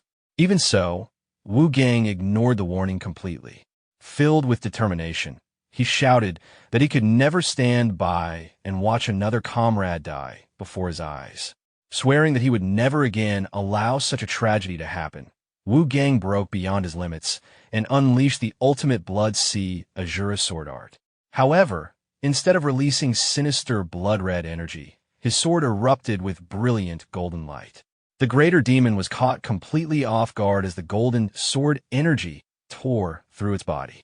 A painful shriek echoed across the battlefield before the monster was split apart. Watching from afar, Beakley Woon was stunned. He immediately realized that Wu Gang had surpassed his own limits. Meanwhile, Wu Gang quietly admitted to himself that he had no other choice. Having narrowly survived, Munchio turned toward him in complete disbelief, struggling to understand what had just happened to his sword. Wu Gang stood firmly with the blade in his hand, radiating a brilliant golden light. Even Munchio could not help shouting in confusion after noticing the unusual color. At that moment, memories resurfaced in Wu Gang's mind. He remembered Beakley Woon once encouraging him by saying that one day he would discover his own sword path. Now, he finally understood what those words meant. Another distant memory appeared. Black Knight once stood before a greater demon and calmly remarked that it possessed unusually strong demonic energy. The monster arrogantly declared that it would devour her to strengthen itself further. Without hesitation, Black Knight instantly cut it down with a single strike of dark purple demonic energy. More memories flooded Wu Gang's mind. He recalled watching overwhelming experts casually slaughter monsters that stood in their path, and he had desperately longed for that same strength. But his own reality had been far different. His childhood was filled with fear, weakness, brutal beatings, and despair. One memory in particular resurfaced vividly. As a child, he had once been hung upside down from a tree by a monster while screaming helplessly for someone to save him. The werewolf demon had leaned close to his terrified face and asked whether it frightened him. That moment left deep terror buried inside Wu Gang's heart. As the monster tortured him, he came to understand one cruel truth. If he wanted to survive, then he had to become something even more frightening than the demons hunting him. Back in the present, Wu Gang stared directly at the greater demon and declared that he was no longer the prey. Now, he was the hunter. The greater demon roared arrogantly and insisted that humans should fear its power. Wu Gang, however, showed absolutely no fear. His sword glowed brilliantly as he calmly prepared to face the monster head-on. Enraged by Wu Gang's fearless attitude, the greater demon charged forward furiously while Munchio shouted encouragement from behind. Wu Gang lightly leapt into the air and effortlessly avoided the monster's fiery attack. The ease with which the strike was dodged visibly surprised the greater demon. Landing smoothly, Wu Gang revealed a confident smirk before declaring that the warm-up was over. This time, he would attack. In an instant, he shot forward and closed the distance so quickly that even the greater demon was stunned. The flow of battle shifted immediately. Forced onto the defensive, the greater demon hurriedly raised its arms to block the incoming strikes awkwardly. At the same time, Wu Gang loudly ordered Jin and Dan Ryan to move in and support him. He also expressed gratitude toward Oriong, acknowledging the role everyone had played in reaching this point. What began as a solo confrontation instantly transformed into a perfectly coordinated team battle. Jin and Dan Ryan attacked from opposite sides simultaneously, trapping the greater demon in a pincer assault while Jin loudly chanted a Buddhist prayer. Watching his teammates move in sync, Wu Gang smiled confidently and praised Dan Ryan for starting the battle perfectly. At that moment, all 5 members of the pavilion stood together on the battlefield, officially declaring their participation in the fight to eradicate the night parade of 100 demons. From afar, Munchio and Guang Yun immediately sensed that the greater demon's presence was completely different from the weaker monsters surrounding it. They quickly realized this creature was the true ruler of the demon domain. Nearby, a masked ally supported the injured Guang Yun while urgently warning everyone to stay cautious of the demon's claws because its attacks were unusually unpredictable. Meanwhile, Dan Ryan charged forward fearlessly with overwhelming momentum and shouted for the others to leave the rear defense to them. The greater demon roared furiously as its crimson eyes burned with rage. Purple demonic energy gathered into a massive sphere in its hand before it launched a devastating attack. Dan Ryan reacted instantly. raising his sword and blocking the crushing strike without flinching. While the monster's attention remained occupied, Unjin rushed in from the side and delivered a heavy blow directly into its flank. Seeing the perfect coordination, Dan Ryan smiled confidently as though the battle had already tilted in their favor. Wu Gang also smirked and announced that the defensive phase was over. Once they defeated this monster, they would begin hunting the rest. However, the greater demon's thoughts were far simpler and far more dangerous. It only desired strength and food. Suddenly, instead of attacking the disciples directly, the greater demon turned around and charged into the weaker demons nearby. To everyone's horror, it grabbed one of the smaller demons and absorbed all of its demonic energy. The disciples were stunned as the creature began devouring its own kind. Wu Gang immediately shouted for everyone to kill it before it became stronger. The greater demon crushed another demon and absorbed even more dark purple energy into its body. Roaring with satisfaction, it proudly revealed itself as the apex predator of the battlefield. Unjin broke into a cold sweat while muttering in horror about how vicious the monster truly was. Munchio quickly realized the terrifying truth. The creature was not only feeding on demonic fear, but also drawing strength from the fear of humans. The realization caused several warriors to panic and flee. The greater demon clearly existed on an entirely different level from anything they could handle. Even so, Wu Gang refused to allow the group to collapse into chaos. From above, he loudly ordered everyone to follow his commands. He immediately began coordinating the battle, instructing Munchio to restrain the greater demon with spear techniques while the others targeted its weak points. At the same time, he continued shouting orders to maintain formation and pressure the monster without giving it even a moment to recover. Despite his confident leadership, Wu Gang noticed that Guang Yun was pushing himself beyond his limits. Singchan Trui's condition had already reached the point where even brief use of his remaining power could destroy him completely.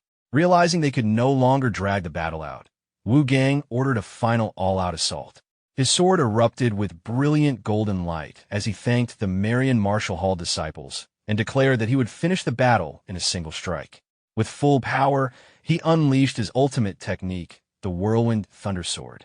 Golden sword energy exploded forward like lightning and crashed directly into the greater demon. Then a deafening sound echoed across the battlefield. Wu Gang's sword shattered. The weapon could not endure the overwhelming force of the technique itself, causing the attack to fail completely. For a brief moment, Wu Gang froze in disbelief. The greater demon instantly closed the distance and grabbed him before he could react.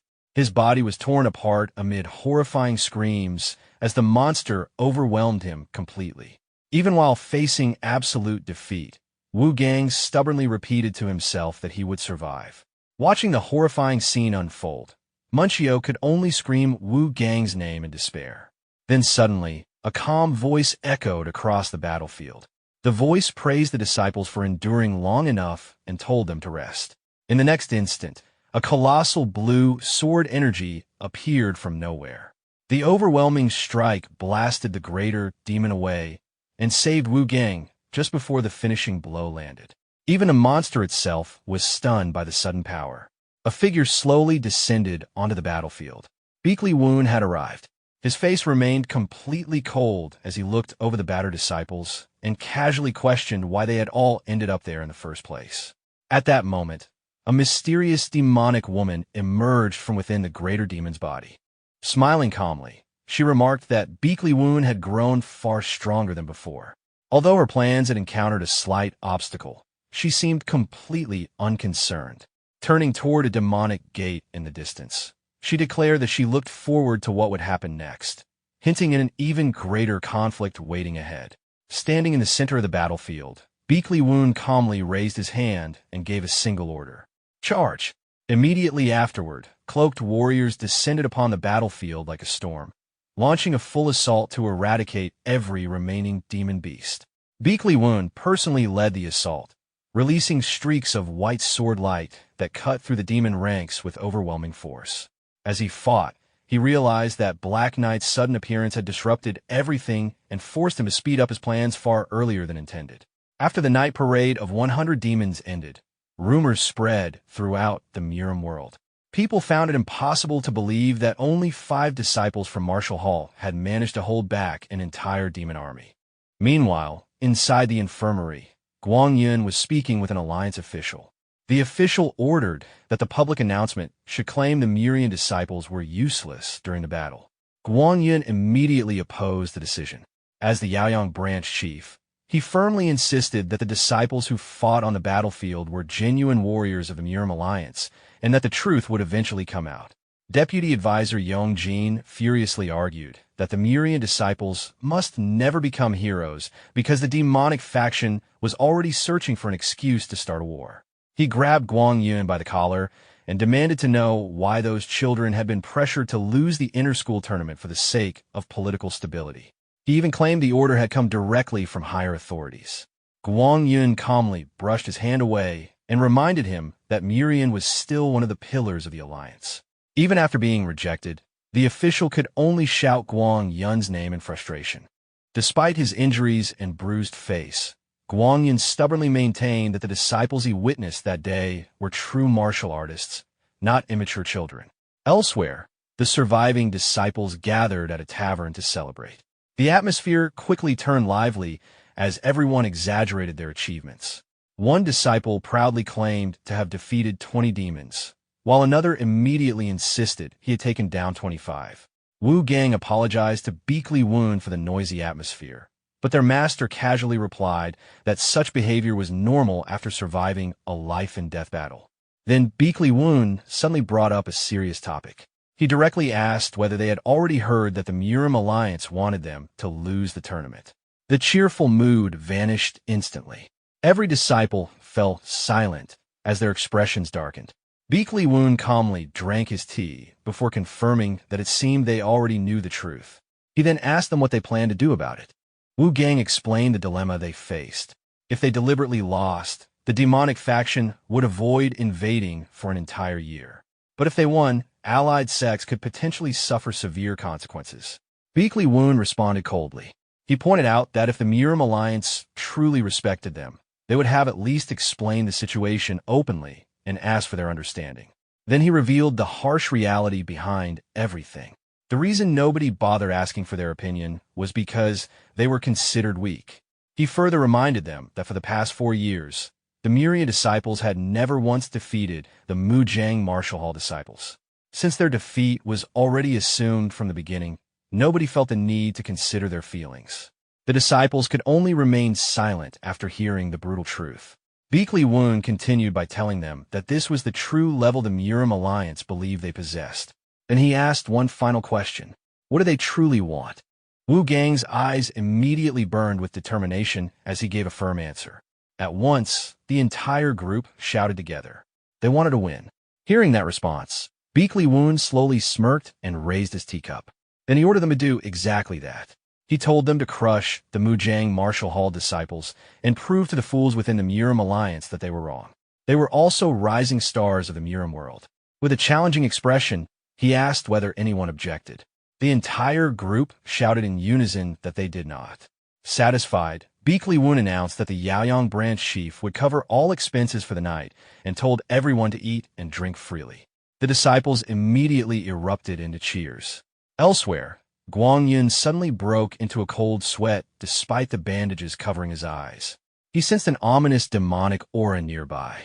At the same time, Beakley Woon quietly declared that everyone should enjoy the remaining month because hellish training would begin again tomorrow. Suddenly, a system notification appeared before him. Thanks to the disciples' recent achievements, the Sect's reputation had risen dramatically, allowing the Sect's system to upgrade. A domineering laugh echoed as the system presented him with an important decision. He now had to choose the Sect's future development path. The first option focused on expansion and influence. By establishing multiple branch halls, the Sect would rapidly increase its fame and greatly improve disciple recruitment. The second option focused on elite development.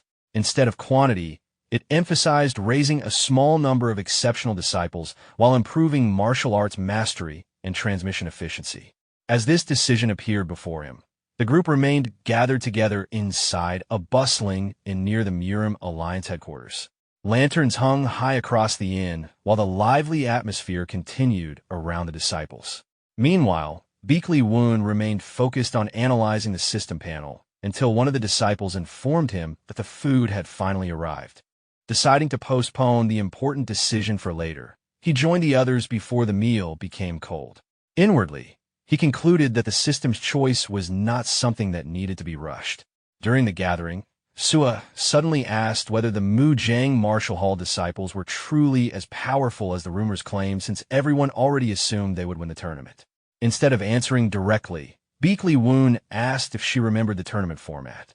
Sua confidently replied that she had participated before and believed it was simply a series of dull one-on-one matches. Beakley Woon smirked faintly before correcting her. He explained that the Intersect tournament was far more important than ordinary matches. It existed to train the future pillars of the Murim world. According to him, the goal was not merely to find strong fighters, but to develop future leaders capable of strategy, judgment, and real combat experience. He then broke down the structure of the tournament. The competition consisted of 3 main rounds. The first was a speed-based trial. The second focused on individual duels to display personal martial skill, and the final round was a large-scale team battle involving all participants. Whichever faction won at least 2 out of the 3 rounds would become the overall champion. At that moment, a large man interrupted the conversation while mocking Mujang Pavilion for failing to win a single round during the last 4 years. He then casually asked Beakley Woon about the betting odds for this year's tournament. The man loudly declared that Mujang Pavilion finally had a real chance of winning. To everyone's surprise, he addressed Beakley Woon like an old acquaintance. Sua looked confused until it was revealed that the man was Pianguk, the young lord of the Pine Clan and a former fellow disciple, as well as one of Beakley Woon's old rivals from 7 years earlier. Pianguk swaggered confidently, convinced that Beakley Woon still remembered him clearly. However, Beakley Woon stared at him expressionlessly and calmly asked who he was. As Sua quietly repeated Pianguk's name, the man immediately became furious and corrected her loudly. Beakley Woon then pretended to finally remember him while deliberately mispronouncing his name again. He casually explained to Sua that this man had once been his so-called rival back in Murin Pavilion. Trying to recover his dignity, Pianguk laughed awkwardly and threw an arm around Beakley Woon's shoulder. The moment he did, Beakley Woon released internal energy, so overwhelming that Pianguk's body instantly stiffened in place. Even while struggling to move, Pianguk loudly continued boasting about Mujang Pavilion's guaranteed victory this year and proudly praised the strength of his generation. After listening quietly, Beakley Woon finally responded with a cold remark. To him, they simply sounded easy to defeat. Then, with a mocking smile, he directly asked whether Pianguk's generation had ever successfully defeated Miriam before. Without waiting for an answer, he calmly pointed out that they never had. Pianguk was left speechless. Furious, he insisted that things were different now. Beakley Woon immediately used that opening to propose a wager, while an intimidating pressure filled the atmosphere around him. Suspicious that Beakley Woon was plotting something, Pianguk hesitated for a moment. Beakley Woon then struck him psychologically by calmly asking whether he was actually afraid. Pianguk's eyes burned with anger as he clenched his fists under the provocation, while Sua quietly watched the confrontation unfold. Unable to back down, Pianguk accepted the bet. Beakley Woon immediately revealed the wagered item, the Divine Physician's Healing Card, a legendary treasure rumored to possess the power to bring even the dead back to life. Pianguk was completely stunned after seeing the legendary item Beakley Woon placed on the table. Beakley Woon then calmly stated the condition for the wager. In exchange, Pianguk would have to stake the Pine Clan's precious cold iron. Hearing that, Pianguk immediately broke into a cold sweat. He admitted that his clan did possess cold iron, but hesitated because it was far too valuable for him to gamble away on his own authority. Beakley Woon calmly delivered the final push by repeating the same provocative question while looking down at him like a superior. Was he scared now? Completely provoked, Pianguk slammed the table in frustration and officially accepted the bet. He then loudly demanded to know where Beakley Woon's disciples were hiding. Beakley Woon casually replied that they were currently undergoing special training and were still on their way. Pyanguk was left speechless by the answer. The scene then shifted to the disciples as their special training officially began. One of them looked bewildered and asked whether they truly had to leave immediately. Beakley Woon simply smirked before giving them an unexpectedly simple mission. All they had to do was safely reach the Murim Alliance headquarters. Wu Gang could hardly believe what he was hearing. Beakley Woon confirmed the task and immediately began dividing everyone into teams. Wu Gang and Munchio were assigned to the first team.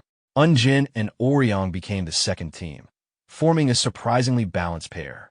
Dan Ryan was completely shocked after learning she would travel alone as the entirety of Team 3. After organizing the groups, Beakley Woon announced the deadline. Everyone had 10 days to arrive, and they were required to reach the Murim Alliance at least 3 days before the tournament began. The disciples responded energetically and accepted the mission. As night fell, their difficult journey officially started through dangerous mountain terrain. Later, while sitting around a campfire, Munchio directly asked Wu Gang whether he was worried about the upcoming tournament. Wu Gang admitted his concerns without hesitation. Although he had changed his sword path, he still carried unresolved ties to the Bloodsword Sect and could not stop wondering how its leader would react. Suddenly, a strange sound echoed from deep within the forest. Munchio instantly became alert and asked whether Wu Gang had heard it too. At that moment, a red-robed figure appeared silently on a nearby slope and coldly remarked that their awareness was not bad. Wu Gang and Munchio immediately assumed defensive stances while demanding to know who was there. The woman calmly revealed her identity. She was Moyong Hyen, leader of the Heavenly Squad. Her appearance left Wu Gang stunned. Drawing her sword in one smooth motion, Moyong Hyen bluntly declared that she had come to request a training match with the disciples of Murin Pavilion. Moyong Hyen landed directly before Shan Wu Gang and Soman Chuk, immediately ordering them to draw their weapons. Shocked, Wu Gang questioned why a Heavenly Squad leader would personally challenge disciples like them. Moyong Hyen calmly explained that she was repaying a debt because the two of them had saved members of her squad during the night parade of 100 demons. According to the Alliance's rules, she was obligated to return the favor. Without wasting another moment, she launched her attack. Shan Wu Gang could barely follow her movements and was stunned by her overwhelming speed. From afar, Beakley Woon casually revealed that all the disciple teams were currently interacting with members of the Murim Alliance as part of their training. Moyong Hyen continued her relentless assault, and Wu Gang finally understood that this was the welcome Beakley Woon had mentioned earlier. With no room to retreat, Shan Wu Gang and Soman Chuk steadied themselves and accepted the training match seriously. Moyong Hyen responded with a faint smirk as her sword radiated killing intent. The scene then shifted to a crowded entrance where another group of martial artists arrived, including the disciples of Mujong Martial School. One ponytailed disciple complained about the noisy crowd, wishing they could have entered quietly. Namong Hyen simply laughed and explained that the crowd had gathered to cheer for them because everyone already expected their victory. Confidently, Namong Hyen declared that Mujong Martial School would easily crush Murio Martial School this year. He tried involving Beakley San in the conversation, but she coldly brushed him off, saying he would only bring bad luck. A gray-haired senior lightly scolded the group for speaking carelessly, but Chang Ryu quickly corrected the others with a serious expression. He warned them that this year was completely different because Beakley Woon was now guiding the Murio Martial School disciples. Baker San froze the moment she heard Beakley Woon's name. Chang Ryu then reminded her that Beakley Woon was technically part of her family and mentioned that he had become the instructor of the Murio disciples. Remembering Beakley Woon's unpredictable nature, Chang Ryu admitted that no matter how difficult the situation became, Beakley Woon always found a way to reverse it and secure victory. Realizing the danger, Chang Ryu warned his disciples that they were no longer the hunters. The Murio disciples had now taken that role. He ordered them to become stronger predators capable of devouring those hunters instead. Meanwhile, Beakley San quietly muttered to herself with mixed frustration and unease, unable to believe that Beakley Woon had truly returned. The scene then shifted again as the sound of horse hooves echoed through the quiet road, accompanied by a long yawn filled with boredom. A convoy of carriages moved steadily toward Murim Alliance territory. Lying lazily on the roof of one carriage, the unorthodox Alliance leader complained about boredom and even wished for bandits to appear for entertainment. One of his subordinates, Great Sword, reminded him to maintain some dignity now that they had entered Murim Alliance territory. The unorthodox Alliance leader casually asked Great Sword whether he disliked attending the inter-school tournament. Great Sword bluntly replied that the entire wager was meaningless because their side had nothing to gain and everything to lose. He argued that agreeing to a ceasefire was foolish when the unorthodox Alliance could likely crush the Murim Alliance within another 6 months. The unorthodox Alliance leader laughed and responded that if defeat meant a ceasefire, then they simply needed to win. However, Great Sword pointed out that victory was unlikely because the righteous faction would never allow the Murio martial school disciples to succeed. Since the Murio disciples did not come from influential clans, they could easily be sacrificed to protect the interests of the larger sections. Hearing this, the unorthodox Alliance leader admitted that the ceasefire agreement itself was genuine, but firmly declared that he had no intention of losing the bet. He then shifted the conversation toward a disciple he had once failed to recruit. An image of a black-haired young man with a ponytail appeared in his mind. The unorthodox Alliance leader reflected that the Murim Alliance had become too vast and corrupt to recognize true talent standing right before them. Sitting atop a rooftop later that night, he revealed his next plan. He intended to make a simple request that the Murim Alliance would find difficult to reject. In his eyes, even planting a small seed of doubt would eventually create cracks within the Alliance itself. The scene then shifted to Murio Martial School's office, where Iguin paced anxiously while waiting for news of the disciples. His assistant, Jigalp, tried to calm him down, but Iguin remained frustrated because the disciples had still chosen to participate despite being told not to win. When Vice Principal Hai entered and announced that someone had arrived, Iguin initially relaxed, believing the students had finally returned from training. However, Hai quickly corrected himself and revealed that the unorthodox Alliance leader had arrived before the disciples. Iguin immediately exploded in frustration and turned toward the person he blamed most for the situation. Meanwhile, Bakley Woon sat calmly in the corner, leisurely drinking tea as though nothing was wrong. When Iguin demanded to know where the disciples were, Bakley Woon casually assured him they would arrive on time. Although Iguin admitted that Bakley Woon was talented at training disciples, he still argued that the opening ceremony could not simply be ignored. Bakley Woon remained unconcerned and replied that arriving before the competition itself was enough. He also dismissed concerns about the arrival of Mujong Martial School and the unorthodox Alliance delegation, bluntly stating that the unorthodox Alliance leader would not care about meaningless ceremonies anyway. Soon after, a subordinate entered and reported that the opening ceremony would begin in 30 minutes, and the unorthodox delegation was already approaching.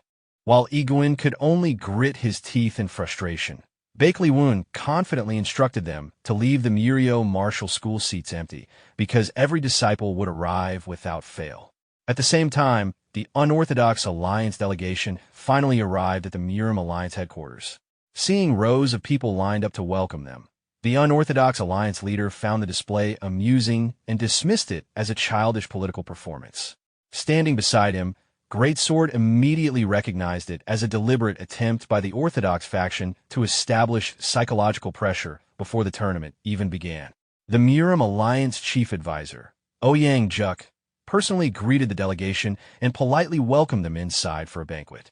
Under his command, the enormous gates of the Murim Alliance slowly opened. Inside, the unorthodox Alliance leader admired the scale of the Alliance headquarters. Waiting for him were two legendary figures, Sword Emperor Bakley Gang and Sword Empress Qian Sirion. Amused by the honor being shown to him, the unorthodox Alliance leader joked that he never expected Bakley Gang to personally guide him one day, as he had always imagined they would meet as enemies on the battlefield. Bakley Gang remained cold, while the unorthodox Alliance leader mocked the current generation of disciples training nearby. After observing them, he openly criticized their quality and claimed that only a handful among them were truly impressive. Bakley Gang assumed his confidence meant he felt pressured by the wager, but but the unorthodox alliance leader instead claimed that the bet guaranteed his victory. Then, without warning, he suddenly announced that the real participants had arrived. 5 figures descended from the sky and landed directly in the arena between the orthodox and unorthodox factions. Their arrival instantly captured everyone's attention. The disciples of the Muzhong martial school, led by Xian Wu Gang, knelt and formally announced the completion of their training. The unorthodox alliance leader was visibly pleased by their entrance, considering it far more impressive than expected. Nearby, other disciples watched in shock. The Murim Alliance's main gates had not opened like this since the declaration of war against the unorthodox alliance, making the event historically significant. Wu Gang briefly recalled the brutal training that led to this moment. During the past week, his team had constantly evaded powerful pursuers while moving through forests and crowded cities. The moment they were discovered, they immediately escaped across rooftops using Qigong techniques. Back in the present, the disciples completed their dramatic landing in the arena, officially announcing their return after surviving the harsh training prepared by Bakley Woon. All 6 disciples landed heavily in the center of the arena, their presence instantly dominating the martial arts hall. Led by Xian Wu Gang, the group formally announced that they had completed their brutal training and successfully returned. Exhausted from the journey, Wu Gang collapsed to the ground and muttered that everyone had apparently arrived with the same idea, saving him the trouble of gathering them himself. When he finally looked up, he was stunned to find both the unorthodox alliance leader and Bakley Woon standing directly in front of him. From outside, a senior disciple from a Muzhong martial school watched with amusement, silently wishing luck to the younger generation that would soon have to face them. The unorthodox alliance leader laughed loudly, admitting that the disciples of the Muzhong martial school had finally shown qualities worthy of the Murim world.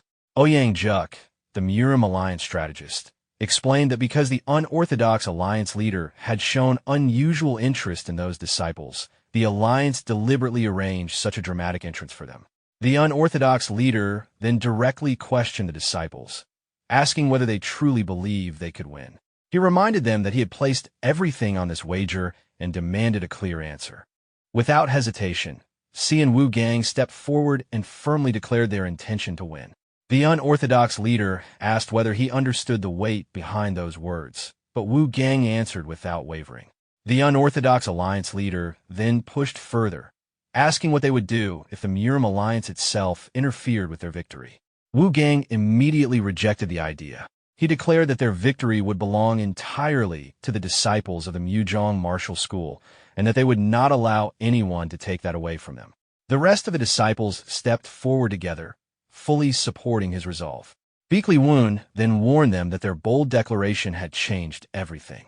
By openly challenging the strongest faction, they had forced the entire Murim world to acknowledge them as real contenders instead of insignificant underdogs.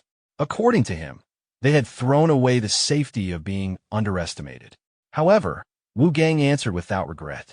He explained that they did not want the Muzhong martial school to lose later while making excuses about underestimating their opponents. Seeing their determination, Bakley Woon finally dismissed them and ordered them to rest after their long training. He then left alone, casually mentioning that he had another matter to deal with, and perhaps an old friend to visit. Elsewhere, a silver-haired swordsman confronted Bakley Woon directly. It was Chang Ryu, the genius instructor of the Muzhong martial school. The moment they met, tension filled the air. Chang Ryu mocked Bakley Woon for still enjoying provoking others after all these years, and reminded him that he had never managed to defeat him in the past decade. Bakley Woon simply smirked and immediately proposed a new wager. Instead of wasting time on ordinary matches, he suggested settling everything through a direct elite battle between 5 disciples from each side. Chang Ryu was shocked after hearing that most of the disciples from the Muzhong martial school had disappeared, leaving only 5 active participants. He accused Bakley Woon of deliberately creating a ridiculous situation. Bakley Woon calmly confirmed it, and then twisted the situation further by claiming the numerical imbalance was actually a handicap in Chang Ryu's favor. He taunted him by saying that failing to win despite superior numbers would only be embarrassing. When Chang Ryu questioned whether Bakley Woon seriously believed he still had a chance to win, Bakley Woon mocked him even more.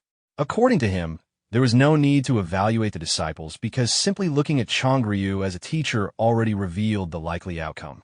He further criticized Changryu's teaching methods, claiming that his habit of handling everything personally had caused his failures in the past and made him unfit to properly train disciples. The insults finally struck Changryu's pride. Furious, he slammed the table and rejected the 5-on-5 proposal entirely, while criticizing Baek Lee-woon for his terrible management of disciples. Baek Lee-woon remained completely calm even after the refusal, accepting it with an almost mocking confidence that only irritated Changryu further. Baek Lee-woon then proposed a completely different wager. Raising a single finger, he suggested that for one day, both sides would exchange disciples and personally train the opposing team. He immediately began pressuring Changryu psychologically. Baek Lee-woon pointed out that even if the Mujong Martial School won normally, nobody would truly acknowledge Changryu's ability because everyone already expected their victory. However, if the handicap conditions were announced publicly beforehand, the entire story would change. In that situation, any victory would become undeniable proof of Changryu's skill as an instructor. Changryu was stunned by the proposal. He could not believe Baek Lee-woon seriously thought one day of observing and teaching the opposing disciples would be enough to overcome the massive difference in both numbers and ability. Baek Lee-woon confidently confirmed that it was enough. He even brought up their past friendship before delivering one final provocation by questioning whether Changryu was actually afraid of losing. The remark struck directly at Changryu's pride. Furious, he exploded and demanded to know how far Baek Lee-woon intended to push him. The scene then shifted elsewhere. A stone dropped into a steaming bath where Baek Lee-san quietly soaked in hot water while lost in thought. She reflected that trying to confront Baek Lee-woon directly would likely accomplish nothing because he would never willingly answer her questions. After changing back into her martial attire, she walked through the corridor while deciding that her plans had accelerated sooner than expected. At the same time, Baek Lee-san remained determined to defeat the disciples of the Mujong Martial School before confronting the man who had abandoned the clan. She resolved not to face him until her task was complete and focused entirely on the upcoming battle. Soon after, Baek Lee-woon suddenly appeared before the disciples of the Mujong Martial School with an unusually friendly smile and introduced himself as their temporary instructor for the day. His appearance immediately shocked Baek Lee-san. One disciple, Chongyong, arrogantly questioned why elite disciples from the Mujong Martial School needed instruction from someone associated with their rivals. However, it became clear that Changryu himself had arranged the exchange in order to broaden his disciples' perspectives. Baek Lee-woon calmly addressed the group and stated that anyone unwilling to accept his teaching was free to leave. Despite the tension, not a single disciple moved. Seeing their silence, Baek Lee-woon casually called Chongyong forward. Inside the training arena, he ordered Chongyong to spar with him one-on-one. Baek Lee-woon claimed he would lower his strength to match his opponent's level and challenged him to last as long as possible. Filled with confidence, Chongyong rushed forward immediately and launched a direct punch at Baek Lee-woon with full force. But the difference between them was overwhelming. Baek Lee-woon effortlessly avoided the attack and casually countered with a palm strike to Chongyong's chest, defeating him so easily that the exchange looked almost playful. Chongyong took the full impact of Baek Lee-woon's counterattack and collapsed in confusion. Baek Lee-woon had claimed he would lower his strength to match his opponent, yet Chongyong realized he had not even managed to touch him once. Lying on the ground in frustration, he bitterly admitted that Baek Lee-woon was completely beyond his level. Baek Lee-woon looked down at him with a faint smirk before calmly asking who wanted to challenge him next. Namgung Hyen stepped forward immediately and attacked with his sword in a flash. For the first time, Baek Lee-woon showed slight interest, but his reaction remained effortless. With a simple movement, he parried his sword and knocked it away, leaving him stunned before he could even understand what had happened. Without giving him time to recover, Baek Lee-woon casually called for the next challenger. Another bald disciple from the Mujong Martial School rushed in, refusing to give him any rest. However, the result remained the same. Baek Lee-woon overwhelmed disciple after disciple with ease, defeating each opponent almost instantly while repeatedly demanding the next fighter. After crushing the entire group one after another, He stood alone in the middle of the arena while the defeated disciples stared at him in disbelief. Many silently admitted that his strength might even surpass their own masters. Baek Woon then commented that their fundamentals were actually solid and acknowledged that several among them possessed genuine talent. He initially declared the sparring session finished, but suddenly changed his mind. Then Baek San suddenly throwed her sword in front of Baek Woon, saying that the battle was not over yet. Then his gaze locked onto Baek San. With a faint smile that carried both familiarity and hostility, Baek Woon quietly greeted his younger sister as if meeting her after a long separation. The atmosphere instantly changed as killing intent spread through the arena. Baek San coldly warned him that if he did not want to die, he should finally draw his sword. Memories suddenly resurfaced. As a child, Baek San once argued with a clan servant after being forbidden from going outside to play because she was expected to focus only on study and discipline. Upset, she hid away and quietly wished her mother were there instead. At that moment, young Baek Woon secretly appeared and invited her to sneak out with him. Excited, Baek San followed her older brother as he carried her through the city at night, warning her to keep it hidden from the clan servants. He promised that whenever she wanted, he would always take her out to play. That night, Baek San lay awake happily planning their next outing together. But the mood shattered when a servant rushed into her room in panic and revealed that Baek Woon had suddenly disappeared without a trace. The news left her completely stunned. 12 years later, those memories returned the moment Baek Woon called her name again. Before their confrontation, another disciple from Yuzhong Martial School tried speaking with Baek San, casually mentioning they were classmates. She ignored him coldly and continued preparing for training, her killing intent already overflowing. The disciple could only awkwardly note how much she had changed over the years. Then Baek Woon appeared. The moment Baek San saw her long-lost brother, she immediately pointed her sword at him without hesitation. Her eyes burned with anger as she demanded that he draw his weapon. Baek Woon calmly faced her with his sword already coated in inner energy and casually greeted her after all those years. Baek San attacked instantly, but Baek Woon blocked every strike effortlessly. The gap between them was obvious from the start. Refusing to back down, she continued unleashing fierce sword attacks until she finally used her ultimate technique, White Flower Chaos. Her sword energy erupted violently and engulfed the entire training ground in a massive explosion that shook the area and filled the air with dust. As the dust cleared, Baek Woon remained standing completely unharmed. Meanwhile, Baek San was left breathing heavily after exhausting her strength. Baek Woon calmly acknowledged her improvement and admitted she must have trained relentlessly, but he immediately criticized the martial art she was using. According to him, the Blazing Fire White Flower art was a pure yang technique focused on overwhelming force, making it unsuitable for her. His words only enraged Baek San further. She accused him of having no right to lecture her after abandoning the clan and rushed forward again in anger. Even while she attacked frantically, Baek Woon continued blocking every strike with ease, treating the battle almost casually. During the fight, Baek San bitterly brought up the promise he once made to always take her out to play whenever she wanted. With tears mixed into her anger, she demanded to know why he had disappeared from the clan. Baek Woon avoided answering directly and simply stated that he could not explain the reason. Already expecting that answer, Baek San attacked once more with even stronger killing intent. Her sword moved at blinding speed, but Baek Woon still parried everything effortlessly. The difference in skill between them was overwhelming. With a simple push, he knocked her off balance and sent her flying backward.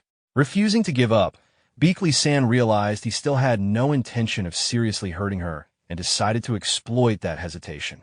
She unleashed a strange black aura shaped like a demonic beast and sent it charging toward him. For the first time, Baek Woon looked genuinely surprised by her technique. Without hesitation, he finally drew his sword. A brilliant blue sword energy erupted and collided head-on with the demonic aura, creating a massive shockwave. When the attack dispersed, Baek San was blown far back while the disciples watching nearby were stunned that Baek Woon had finally been forced to use his sword. Baek Woon silently analyzed her technique and realized it was no longer the martial art he remembered. He understood that Beakley Sen had advanced far enough to create new techniques of her own. Even so, the gap between them remained immense. Just one exchange left her coughing blood from internal injuries. After suffering a complete defeat, Beakley Sen finally admitted that she could not beat him. Bakley Woon coldly replied that things would always remain that way. Still trying to defend her pride, she argued that she had only lost to him and questioned whether anyone else in the pavilion could defeat her alone.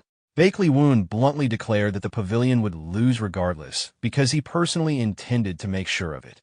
Standing in the center of the training ground, his overwhelming presence silenced all the disciples secretly watching the battle.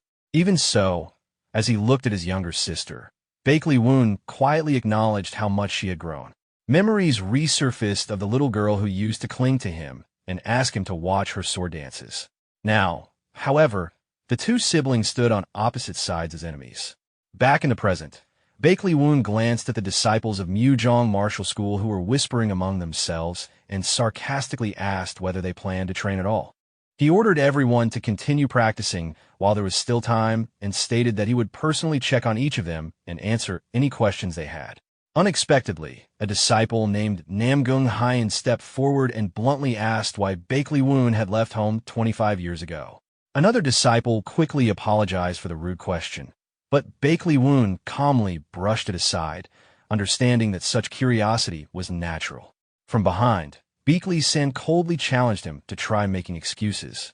Internally, Bakley Woon thought that revealing the truth now would only destroy everything his mother had sacrificed for. Quietly apologizing to his sister in his heart, he avoided answering directly.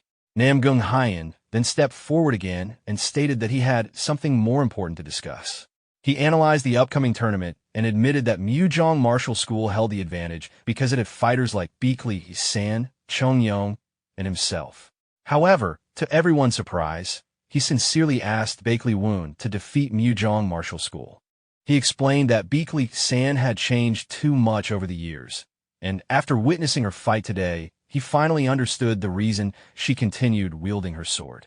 As long as her hatred remained focused on Bakley Woon, even total victory for Mujong Martial School would solve nothing. The real problem would still remain unresolved. With complete sincerity, Namgung Hyen repeated his request and asked Bakley Woon to crush Mujong Martial School. Confused, Bakley Woon questioned why he cared so much about Bakley Sen despite already having a fiancée. A brief memory surfaced of a younger Bakley Sen energetically challenging Namgung Hyen to fights. Looking ahead quietly, Namgung Hyen admitted that she had been his very first friend. He knew his request was unreasonable, especially considering the strength of Mujong Martial School, but Bakley Woon confidently cut him off before he could continue. According to him, there was no need to ask because their side was already going to win. At a crowded marketplace, Accountant Zhang Bang stopped in front of a hairpin stall. The expensive price immediately made him hesitate, and his expression tightened in frustration. Seeing his indecision, the vendor turned attention to another customer, which pushed Zhang Bang in a hurriedly buying one anyway. After leaving the stall, he complained inwardly about how overcrowded the Murim Alliance territory had become. Even the inns were completely full. Eventually, he found a restaurant and asked for a seat, only to be told that every table was occupied. The owner suggested sharing a table with another customer instead. Though reluctant, Zhang Bang accepted after hearing there were no other options. The owner approached the remaining guest for permission. Sitting there was a long-haired man with an eye patch and an unusually friendly demeanor. However, Zhang Bang immediately felt uneasy, suspecting the stranger would constantly try to start conversations during the meal. He almost decided to leave and search elsewhere, but the man enthusiastically called him back and insisted he sit down since there were truly no available seats left. Unable to refuse, Zhang Bang joined him. The moment he sat down, the stranger confidently ordered not only noodles, but also a large serving of 5-spice pork, surprising him. When Zhang Bang looked worried about the cost, the man generously declared that he would pay for everything, casually calling their meeting fate. Relieved, Zhang Bang accepted the offer. The stranger then suddenly asked for his name. Noticing Zhang Bang's caution, he explained that since he was paying for the meal, he should at least know who he was eating with. After relaxing slightly, Jiang Bang introduced himself as an accountant. As the conversation continued, Jiang Bang realized the stranger seemed knowledgeable about martial sect affairs and gradually opened up. He revealed that one of his disciples, Dan Ryan, was currently studying at Murio Martial Hall. Hearing that, the stranger abruptly leaned forward in surprise and loudly asked whether Jiang Bang was truly Dan Ryan's master.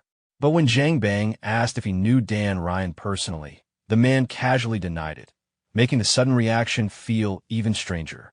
The awkward exchange startled Jiang Bang, but the stranger simply laughed it off and urged him to continue eating as the food arrived.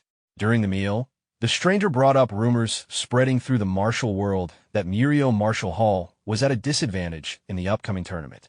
Jiang Bang sadly admitted that it was probably because their disciples lacked the support of prestigious sections. The stranger then directly asked whether he personally believed Murio Martial Hall would lose. Contrary to expectations, the man confidently stated that Murio Martial Hall would absolutely win. Jiang Bang was so surprised that he briefly wondered whether he had misheard and assumed the man actually meant Muzhong Martial School. Embarrassed, he said there was no need to comfort him because the reality was obvious. Murio Martial Hall was weaker overall. The stranger calmly replied that he had no reason to flatter Jiang Bang and explained his reasoning instead. According to him, in team battles, coordination and collective strength mattered far more than individual talent.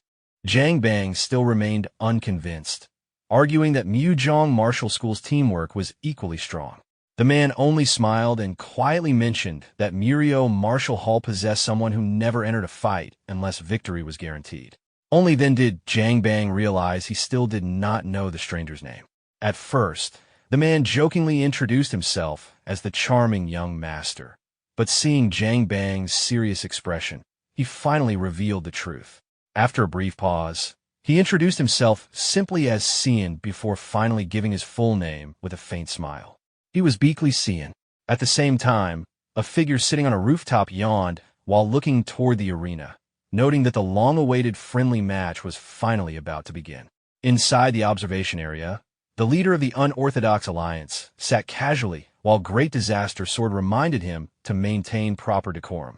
The Alliance leader dismissed the concern, claiming no one was paying attention anyway. However, Great Disaster Sword seriously warned that a person's habits eventually reveal themselves in public, and that small mistakes build up over time. The Alliance leader only gave a half-hearted response before changing the topic.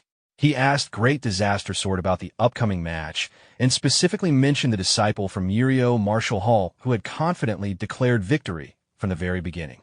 Great Disaster Sword admitted that the disciple's talent for suppression and killing even exceeded his own in some ways, but he still dismissed it as immature behavior. More than anything, he hoped the disciple's weak mentality would eventually be corrected. The Unorthodox Alliance leader mocked his cold attitude and brought up the ceasefire agreement that depended on Muzhong Martial School winning the tournament. Laughing to himself, he revealed that the ceasefire would happen regardless of the outcome. What truly interested him was creating even the smallest disturbance within the Murim Alliance. With that thought, he stood up and declared it was finally time to see what Beakley Woon had prepared. Meanwhile, inside Murio Martial Hall's preparation area, Beakley Woon asked his disciples whether they were ready. He reminded them of everything they had endured during training and encouraged them not to be intimidated by their previous defeats. According to him, losing many times meant nothing as long as they won in the end. With complete confidence, he sent them forward and told them to prove themselves. The disciples of Murio Martial Hall entered the arena to thunderous cheers from the crowd. As the massive gates opened, the enormous battlefield was revealed before everyone. The teams were then officially introduced. Murio Martial Hall entered first with Captain Cian Wu Gang and only 4 other disciples, totaling just 5 members. Immediately afterward, Muzhong Martial School registered its team under Captain Namgong Haiyan with 15 additional disciples, creating an overwhelming numerical advantage. The leader overseeing the tournament began the opening speech. He explained that the event was intended as a friendly competition and a place where future allies could sharpen themselves together. According to him, victory would build confidence and caution, while defeat would create determination and motivation for improvement. Even though circumstances had changed this year, the purpose of the tournament remained the same. His only instruction to the disciples was simple: give everything they had. The arena responded loudly in unison as the tournament officially began. Soon afterward, a colossal stone structure released intense purple energy, stunning the disciples watching below. Bakley Woon calmly explained that it was an illusion talisman formation created to allow the judges to observe every aspect of the battle. Purple talismans rose into the air and released magical currents that covered the battlefield. The chi formation activated, and a brilliant light swallowed both teams whole. The first mission was immediately announced. The disciples had to seize a secret martial manual hidden within the tomb of Gilg, one of the 10 heavens who had disappeared 2 centuries ago. According to the scenario, unorthodox sects were attempting to steal the manual, and both sides had been tasked with securing it first. As the light faded, Nam Gong Hyen opened his eyes inside a dark, ancient tomb. Without wasting time, he immediately ordered every squad to report their numbers while the disciples of Muzhong Martial School quickly confirmed their attendance and prepared to move deeper into the tomb. The Muzhang disciples quickly confirmed their status. Everyone was safe, and not a single member was missing. The squad leader immediately turned toward the trap specialist, Tang Sol, and asked whether the talismans could be handled. While carefully examining the wall, Tang Sol began inspecting the mechanisms in detail. Without hesitation, the squad leader issued orders. Squad 2 would focus on disarming the traps, while the remaining members guarded the rear and advanced carefully behind them. At the same time, he confidently analyzed Marion Hall's situation. In his eyes, the enemy had fewer members and weaker overall strength, leaving them with only 2 realistic options: ambushes or traps. Because of that, he finalized his strategy quickly. Muzhang Martial School would use its numerical advantage to search for the secret technique first, denying Marion Hall any opportunity for a direct confrontation. Tang Sol soon reported that the smaller traps could be neutralized without much difficulty. However, he also discovered a major problem. The pillars supporting the structure were connected. If even one collapsed, the entire formation would likely come down with it. Before anyone could react further, a deafening explosion shook the entire tomb. Dust and debris filled the air as the battlefield suddenly descended into chaos. Through the smoke, the squad leader stared in disbelief at a figure slowly approaching. A familiar voice calmly greeted the team. Sun Wu Gang emerged from the dust, his clothes torn and covered in black soot. With complete calm, he explained that he had simply disarmed every trap along the way. The entire Muzhang group was stunned. Elsewhere, Bakley Woon had previously explained the strategy to Marion Hall's disciples. He pointed out that large-scale illusion formations consumed enormous resources, meaning most traps inside the tomb would rely on poison rather than direct physical destruction. Then, with complete confidence, Woon pointed directly at Wu Gang and assigned him the role no one else could handle. Since Wu Gang possessed overwhelming internal energy, he would simply force his way through the traps while enduring the poison directly. The other disciples could only stare in disbelief at the absurd plan. Back in the present, the Muzhang squad leader angrily called Wu Gang insane for charging through deadly traps after merely adding a few extra layers of clothing for protection. Even the ponytailed warrior beside him agreed that the idea was ridiculous. Still, despite acknowledging Wu Gang's recklessness, the squad leader quickly regained composure. Pulling out a talisman, he declared that they would capture Wu Gang alive and force answers out of him. Wu Gang casually raised his hand in response, showing no fear as he prepared for battle. From the squad leader's perspective, Wu Gang's overwhelming presence completely dominated the battlefield. His aura remained perfectly steady despite being surrounded. Wu Gang smirked confidently and made it clear that their plan would not succeed so easily. Suddenly, he rushed forward with explosive sword energy. Confused, the squad leader shouted in disbelief, demanding to know what he was trying to do. The Muzhang disciples behind him panicked immediately. Some screamed that Wu Gang was trying to kill everyone, including himself. Wu Gang quietly repeated the word sacrifice, as though mocking the idea itself. The squad leader snapped, insisting that no strategy could possibly justify something so insane. He immediately ordered the entire team to attack. In an instant, he lunged forward, but Wu Gang narrowly avoided the strike. Surrounded from every direction, Wu Gang fought alone against the encirclement while tearing through the battlefield with overwhelming force. Then, with a confident grin, he shattered the ground beneath them and calmly suggested changing the battlefield entirely. The scene shifted back to a lesson where Bakley Woon asked his disciples what was necessary to win the interschool tournament. The Marian Pavilion disciples answered unanimously that strength was the key.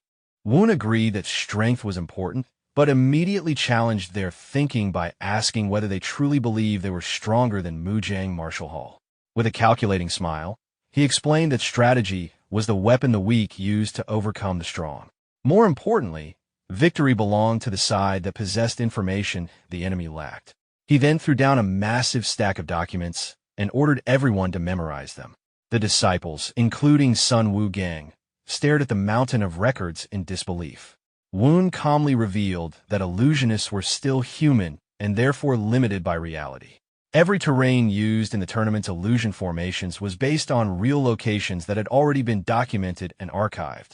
Seeing the enormous amount of material, Sun Wu Gang questioned how anyone could possibly memorize everything within a single week. Woon simply dismissed the concern and activated a system enhancement that boosted the disciples' memory abilities. Kian Munchiok skeptically questioned whether that counted as cheating. Woon casually explained that it was simply a reward earned through their contributions during the demon suppression campaign. He then taught them his philosophy directly. Opposing the examiner's intentions did not make an answer wrong. As long as the objective was achieved, the method itself did not matter. To him, it was no different from cramming before an exam. With a sly smile, Woon concluded that ignorance only guaranteed defeat. Back inside the battle, Sun Wu Gang unleashed a devastating attack that shattered part of the terrain itself. The Mujang squad leader watched in horror, unable to believe the sheer destructive force Wu Gang displayed. The explosion sent the squad leader crashing to the ground. Bruised and battered after taking the full impact, he struggled back to his feet while staring at Wu Gang in disbelief. Namong Hyun could only curse under his breath, shocked that Wu Gang had become even more monstrous after the recent training. Elsewhere in the tomb, the bald Mujang warrior moved cautiously through a dark corridor. Convinced the enemy had prepared some hidden trick, he debated whether to search for the secret technique alone or regroup with his teammates. Before he could decide, a cold voice stopped him. A leather whip cracked across the ground directly in front of him. Startled, he immediately turned toward the source.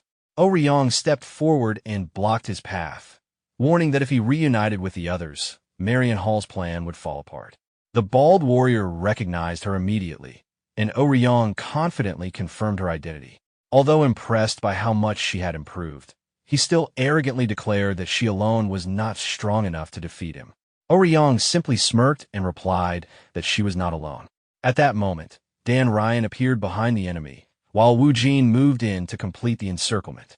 Oryong even held up a Mujang Martial Hall token, confidently declaring that 3 against 1 was more than enough. Even while surrounded, the bald warrior stubbornly insisted that true martial artists never gave up. He charged forward recklessly, refusing to surrender. However, the moment he moved, cold sweat ran down his face as he realized the overwhelming disadvantage he faced. Panicking, he awkwardly suggested settling things as a draw instead. No one entertained the suggestion. Oryong immediately swung her whip and ruthlessly eliminated Pang Jin from the match. In the monitoring area, Hyo Chong, the third advisor of the Murim Alliance, slammed the table in outrage and declared the situation unacceptable. While Wang Juk remained calm and silent, Hyo Chong continued criticizing Marian Martial Hall. He admitted that Mujang Martial Hall had always been considered a model for martial artists because of how quickly its disciples analyzed situations and organized formations. However, he argued that collapsing the sword tomb and eliminating half of the Mujang disciples through the terrain itself could hardly be called a proper strategy. Wang Juk finally intervened, reminding the third advisor that the tournament had already begun and that the officials were expected to remain completely neutral and fair. He then calmly analyzed the battle. Marian Hall's disciples had destroyed the pillars, causing the ground to collapse and triggering a random teleportation illusion that scattered everyone across the battlefield. Immediately afterward, they regrouped and began systematically hunting isolated Mujang survivors. From his perspective, that absolutely qualified as strategy, and making emotional accusations would only embarrass their own side. Privately, however, Wang Juk admitted that he had already suspected Bakley Woon was planning something unusual when he exchanged shifts with Chung Ryu. Even so, he never imagined preparations this extreme. The illusionist had sworn under binding charms not to reveal the tournament terrain before the match. Yet Marion Hall's disciples moved through the battlefield as though they had already studied everything in advance. At that moment, Wang Juk realized a terrifying possibility. Bakley Woon might have memorized hundreds of possible terrains, created strategies for every single one, and somehow forced all that information into his disciples within only 1 week. The realization left him speechless. He could only wonder how far Bakley Woon's preparations truly went. Meanwhile, Marion Hall's operation continued smoothly. The team had already collected the 6th Mujang token and admitted that the hunt was progressing even more easily than expected. Oh Ryong proudly explained that their success came from landing directly on one of the random teleportation formations. Because the Mujang disciples were scattered and confused, Marion Hall had been able to track them down one by one with ease. This had all been part of Bakley Woon's instructions. If the team became separated, they were to immediately establish a rendezvous point and reverse the situation by hunting isolated enemies instead. Even the Marion disciples themselves were unsettled by how precisely their master had predicted everything. Still, they pushed forward, determined to reduce the enemy's numbers as much as possible. At the same time, the Mujang squad leader began sensing that something was wrong. The bait he had sent out, Dan Ryan, had failed to return, leaving him with a growing sense of unease. He soon realized the enemy's true strategy. Marion Hall had used a fast-moving fighter to lure Mujang members away before ambushing them individually. Then he discovered Dan Ryan collapsed on the ground. Moments later, Oh Ryong and Wu Jin were shocked when the Mujang squad leader suddenly appeared before them. Neither could understand how he had tracked them down so quickly. Without hesitation, the squad leader drew his sword and charged forward. Realizing the situation had become desperate, he resolved to fight. After the sword tomb collapsed, a flash of light engulfed the battlefield. When the Mujang squad leader opened his eyes again, he found himself alone in a completely unfamiliar location. As he searched for the secret technique by himself, 2 Marion Hall disciples suddenly ambushed him as though they had been waiting for his arrival from the beginning. A sword strike cut across his shoulder, and he immediately realized one of the attackers was Kian Munchiok, one of Marion Hall's strongest fighters. Moments later, another heavy blow slammed into his face, forcing him to cough violently. Even so, the squad leader remained convinced the situation was still manageable. Deep down, however, he had to admit that Marion Hall's disciples were far stronger than he originally expected. At that moment, he recalled Bakley Woon confidently telling his disciples that there was no need for excessive explanations because victory already belonged to them. Only now did the squad leader realize Woon had not been bluffing at all. Grinding his teeth, he admitted the enemy's strategy was impressive. However, he still arrogantly claimed that such tricks would never work in later rounds and that the final match would end in a complete victory for Mujang Martial Hall. Sun Wu-gang immediately mocked him, pointing out how ridiculous it looked for someone of Namong Hyun's status to stall for time through conversation. Then Wu-gang coldly informed him of the truth. He was the last remaining member of his team. Another Marion disciple sarcastically added that it was only natural to save the strongest opponent for last. Namong Hyun was stunned. He could hardly believe his entire team had been eliminated so quickly. Although he could not fully trust their words, he understood one thing clearly. The 2 standing before him were the core of Marion Martial Hall. Immediately, Namong Hyun began circulating his internal energy seriously for the first time. A massive surge of blue energy erupted from his body, completely overwhelming Sun Wu-gang and Kian Munchiok. Cornered, Namong Hyun resolved himself to fight to the death. Even if he lost, he intended to drag at least one enemy down with him. Just as he prepared to unleash his finishing attack, another figure suddenly burst onto the battlefield with terrifying speed and intercepted the attack directly. The newcomer was Bakley San. With a single strike, she shattered the incoming technique, leaving Sun Wu Gang shocked by her sudden appearance. Bakley San glanced at her teammates coldly and remarked that they were late. Wu Gang immediately grinned in excitement. With Bakley San finally present, he declared they could now have a proper fight. He soon noticed that one of her arms appeared badly injured, but Bakley San dismissed the concern. Since everything inside the illusion formation was temporary, the wound would disappear once the match ended. The two stood side by side, preparing for battle together. Wu Gang then reminded her that the original plan had been for Ouyang to stall the enemy, while they focused on defeating Namong Hyun. The moment Ouyang's name was mentioned, Bakley San's expression visibly darkened. Holding the hilt of her sword between her teeth while carrying a collection of eliminated participants' tags in one hand, she coldly revealed that she had seen Ouyang hiding nearby like a frightened rat. The Mujang squad leader froze when Bakley San casually tossed down the collection of tags. He immediately realized that the rest of his remaining team had already been completely wiped out. Sun Wu Gang warned that there was little time left and that the unstable ground beneath them was close to collapsing again. Bakley San showed no concern. Her expression remained completely emotionless as killing intent spread from her body and her crimson eyes glowed fiercely. To her, none of it mattered. It would not take long to finish the remaining enemies anyway. The scene shifted into a flashback. Countless corpses covered the battlefield, while a young Munchiak struggled to crawl out from beneath the fallen bodies. Desperate and terrified, he begged for mercy, but the men standing ahead ignored him completely. Instead, they mocked him coldly, saying that even righteous warriors were forced to beg for their lives eventually. The memory dragged Munchiak back into the misery of his childhood. He had grown up surrounded by death and poverty. To survive, he either had to beg for scraps or throw himself into violent conflicts. The battlefield became the only place where he could prove his worth. He learned early that emotions had no value when survival itself was uncertain. Showing feelings would never fill an empty stomach. After enduring countless near-death experiences far from home, he eventually joined the Murim Alliance in hopes of finding a proper life. To him, becoming a martial artist was the only escape from living as a helpless beggar. Survival was the only thing he truly excelled at. Fortunately, after entering Murian martial school and meeting trustworthy comrades, he slowly forgot the constant fear of death that had followed him throughout childhood. However, during the recent 100 Demons incident, that terror returned. The brutal reality he had tried to bury resurfaced completely.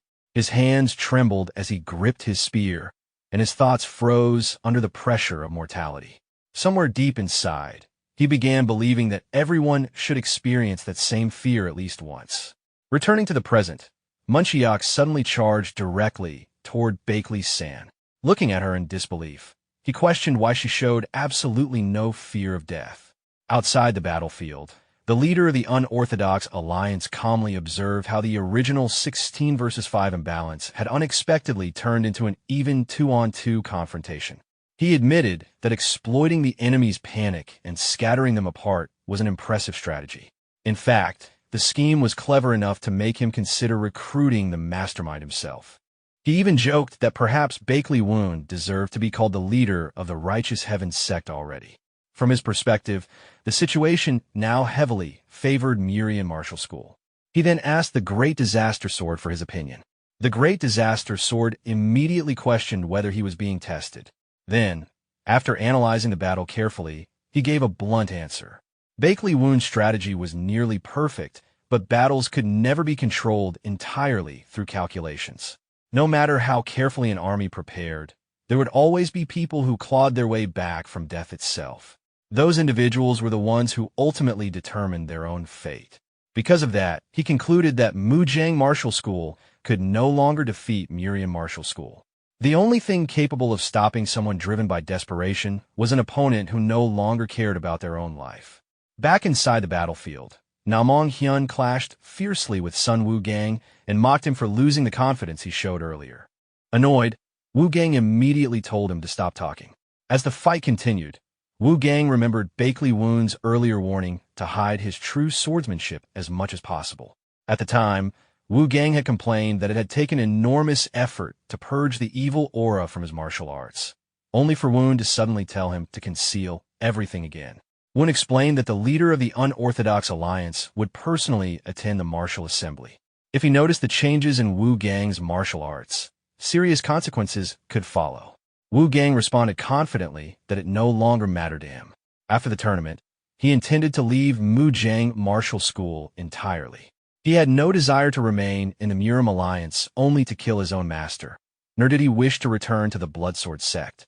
Hearing that, Woon decided not to argue further and admitted that Wu Gang had already made up his mind. However, he still warned that if the Unorthodox Alliance discovered his martial arts had changed, they might forcibly take him away. Back in the present, Wu Gang remembered Woon's final instruction. If Mujang Martial School wanted any chance of victory, he absolutely had to remain hidden and avoid revealing his true trump card. Now facing Namong Hyun directly, Wu Gang realized the fight was becoming far more difficult than expected. At this rate, he might genuinely lose. Even so, he forced himself to trust Kian Munchiok.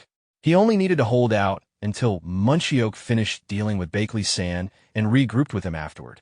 Meanwhile, Namong Hyun carefully assessed the battlefield. From his perspective, the momentum had finally shifted in their favor.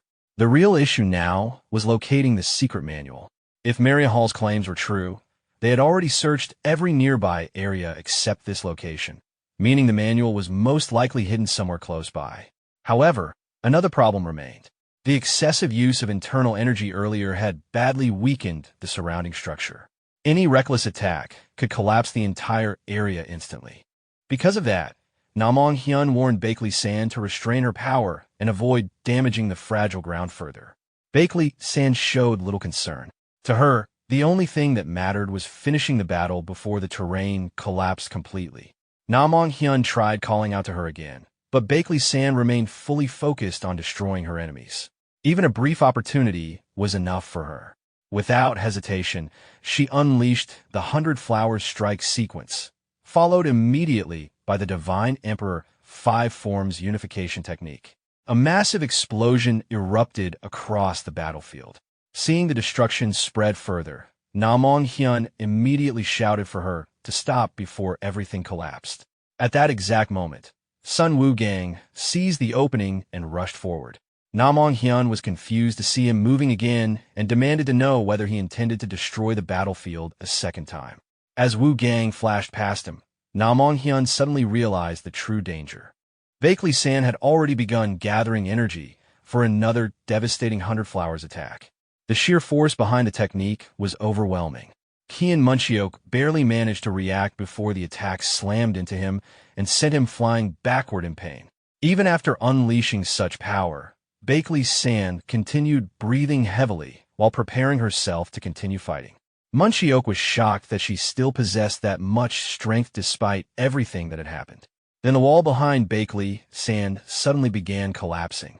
Namong Hyun immediately understood what had happened. Her previous attack had accidentally revealed a hidden entrance. The secret manual was behind that wall.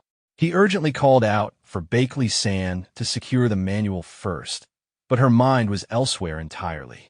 To her, defeating the enemy mattered more than obtaining the objective. At that moment, Namong Hyun realized the truth. Bakley San had become completely consumed by hatred.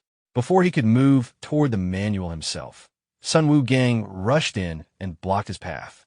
Namong Hyun ordered him to move aside immediately, but Wu Gang refused and instead entrusted the battle against Namong Hyun to Kian Munchiok. Meanwhile, Munchiok could not understand Bakley San at all. He questioned why she fought with so little regard for her own life. Bakley San quietly admitted that even she no longer understood herself. All she knew was that she had to win.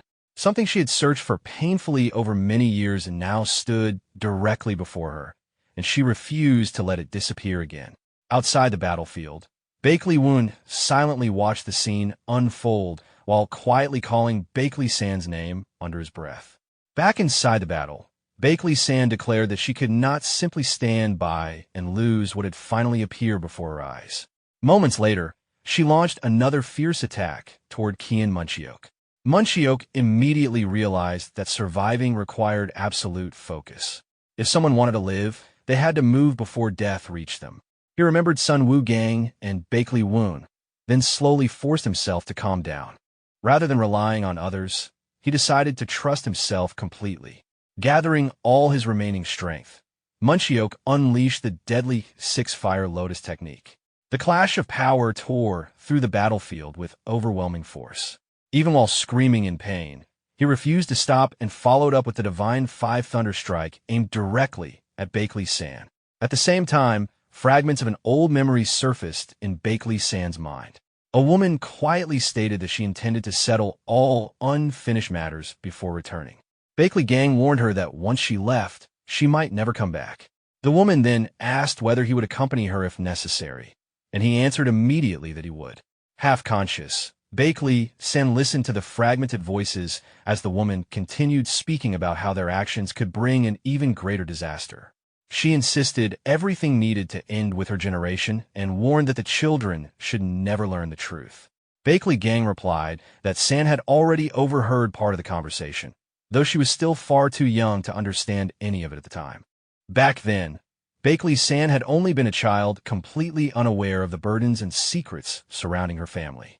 Meanwhile, Bakley gang could only worry about what would eventually happen to the children once the little girl, slowly regained consciousness while voices echoed around her. Confused, Bakley San asked where she was, and Namgung Hien calmly explained that she was currently at Murian Martial School. As soon as she tried to sit up, he warned her not to move recklessly. Even inside the illusion formation, she had exhausted an enormous amount of internal energy, and on top of that, the shock of being pierced through the chest had caused her to faint. Hearing that, Bakley San immediately remembered her clash with Shimin Chiak. Her expression darkened as she realized she had lost.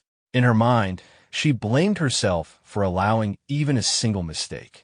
She believed that if she had completely ruined Bakley Woon's plans, perhaps he would have acknowledged her at least once. To her, victory had to be absolute. Only then would he finally recognize her. As those thoughts consumed her, she unconsciously dug her nails into her own hands. Bakley Woon stepped in and stopped her, reminding her that a swordsman's hands were their life and should never be damaged carelessly. Startled by his sudden appearance, Bakley San looked up at him in disbelief. Bakley Woon then asked Namgung Hien and the others to leave the room for a while, wanting to speak with her alone. After everyone stepped outside, Bakley San remained lying in bed, still unable to process the outcome of the match. Bakley Woon quietly observed her while she glared at him with resentment and questioned why he had come. Elsewhere, the shadowless swordsman Zhang Bang was shocked by Murian Martial School's overwhelming performance. He could not understand how they had created such an effective strategy in such a short time. However, the head of the Nam family remained calm. He explained that the first round of the tournament heavily favored adaptability and tactics, which naturally gave Murian Martial School an advantage under Bakley Woon's leadership. He further explained that Bakley Woon had always possessed exceptional strategic talent ever since his time studying with the Eagle family. More importantly, he was obsessed with victory and would use every possible method to achieve it. Because of that, the later stages of the tournament would become far more difficult. The elders still struggled to understand the bigger picture, so the Nam family head pointed out the reactions of the surrounding spectators. Murian Martial School, once looked down upon because of its modest background, had now become the symbol of hope for the mid-sized sections. Meanwhile, Mujang Martial School, supported by major sects, had been placed in an embarrassing position. Public opinion was beginning to shift toward the underdogs, and the Murim Alliance would soon face criticism no matter how it handled the situation. At a tavern, Pingjuk slammed his cup onto the table in frustration, bitterly admitting their defeat. Another man beside him casually remarked that the loss had been obvious from the beginning, though knowing it in advance did not make it hurt any less. Despite speaking calmly, he silently questioned what all his hard work had truly been for. At that moment, the bald guy awkwardly asked what kind of person the Righteous Heaven sect leader truly was, having only heard rumors about how formidable he was. Pingjuk immediately reacted with irritation, describing Bakley Woon as someone who had always been troublesome. According to him, Bakley Woon constantly provoked Murian Martial School, stirred conflict between both schools, and then casually disappeared to destroy nearby evil sections. The bald guy listened curiously as Pingjut continued complaining about Bakley Woon's cunning personality. He admitted that Bakley Woon was incredibly talented, which only made him more irritating to deal with. Despite that, nobody genuinely hated him, not even the disciples of Mujang Martial School or Miriam Martial School. The man explained that Bakley Woon's greatest strength was not his martial arts or intelligence, but his ability to recognize people's potential and unite them. He had a natural talent for drawing out the very best in others and often treated martial arts as something that should be enjoyed rather than feared. Growing even more curious, the bald guy asked why someone like that treated his own sister so coldly. Pingju clarified that he was referring to Bakley-san. From what he had heard, Bakley Woon had left home years ago while she was still a child. Yet despite leaving, he constantly spoke proudly about his siblings. To him, that could only mean Bakley Woon carried some deep burden and had a reason he absolutely could not return home. Meanwhile, Bakley Woon sat beside Bakley-san and quietly admitted that he had once worried her personality would leave her isolated. However, after seeing her comrades, he realized she had managed well. Bakley-san coldly asked why he had come, assuming he was simply there to boast about victory. Bakley Woon denied it immediately, asking whether he truly seemed petty enough to do that. Her irritation only deepened. She demanded that if he was so capable, he should stop interfering and leave her alone. Bakley Woon answered honestly that if his sister was injured, he needed no other reason to come. Bakley-san responded with disgust, reminding him that he had not returned home even once in 15 years. Bakley Woon quietly admitted that he had his reasons. When she demanded an explanation, he hesitated before admitting he still could not tell her the truth, at least not yet. His answer only made her angrier. Bakley Woon then reflected on the events from 15 years earlier. After learning of their mother's death, he had investigated the truth and discovered that the killer was connected to one of the 10 great evils, specifically the Iron Blood Sect Master tied to the leader of the Unorthodox Alliance. Despite the Bakley clan possessing enough power to seek revenge, their father had abandoned the matter entirely. Suspicious of the many hidden details surrounding their mother's death, Bakley Woon left the clan to investigate on his own. His search eventually led him through the Eagle family, Miriam Martial School, and even merchant groups before he finally reached the Miriam Alliance front lines, beyond the Bakley clan's influence. There, he uncovered the truth behind his mother's death and understood why his father had forbidden him from returning home.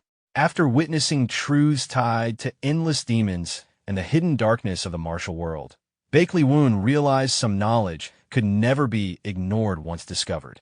He believed Bakley-san was different from him and would never be able to overlook those truths. Still unable to explain everything directly, Bakley Woon instead proposed a bet. Bakley-san looked at him suspiciously as he explained that she was not yet ready to hear the truth behind his disappearance. Assuming he was simply creating excuses again, she dismissed him coldly. Bakley Woon then set the condition. If Mujang Martial School won the tournament, he would reveal everything, including the reason he could never return home. But if they lost, Bakley-san would have to return with him to the Righteous Heavens Sect. Elsewhere at the tavern, Dan Ryan celebrated enthusiastically after their victory and loudly ordered another jar of alcohol. Wu Jing immediately warned him to calm down because too many people were already watching them. Dan Ryan paid no attention at all, casually reminding everyone that the sect leader himself had ordered them to rest and enjoy themselves. The tavern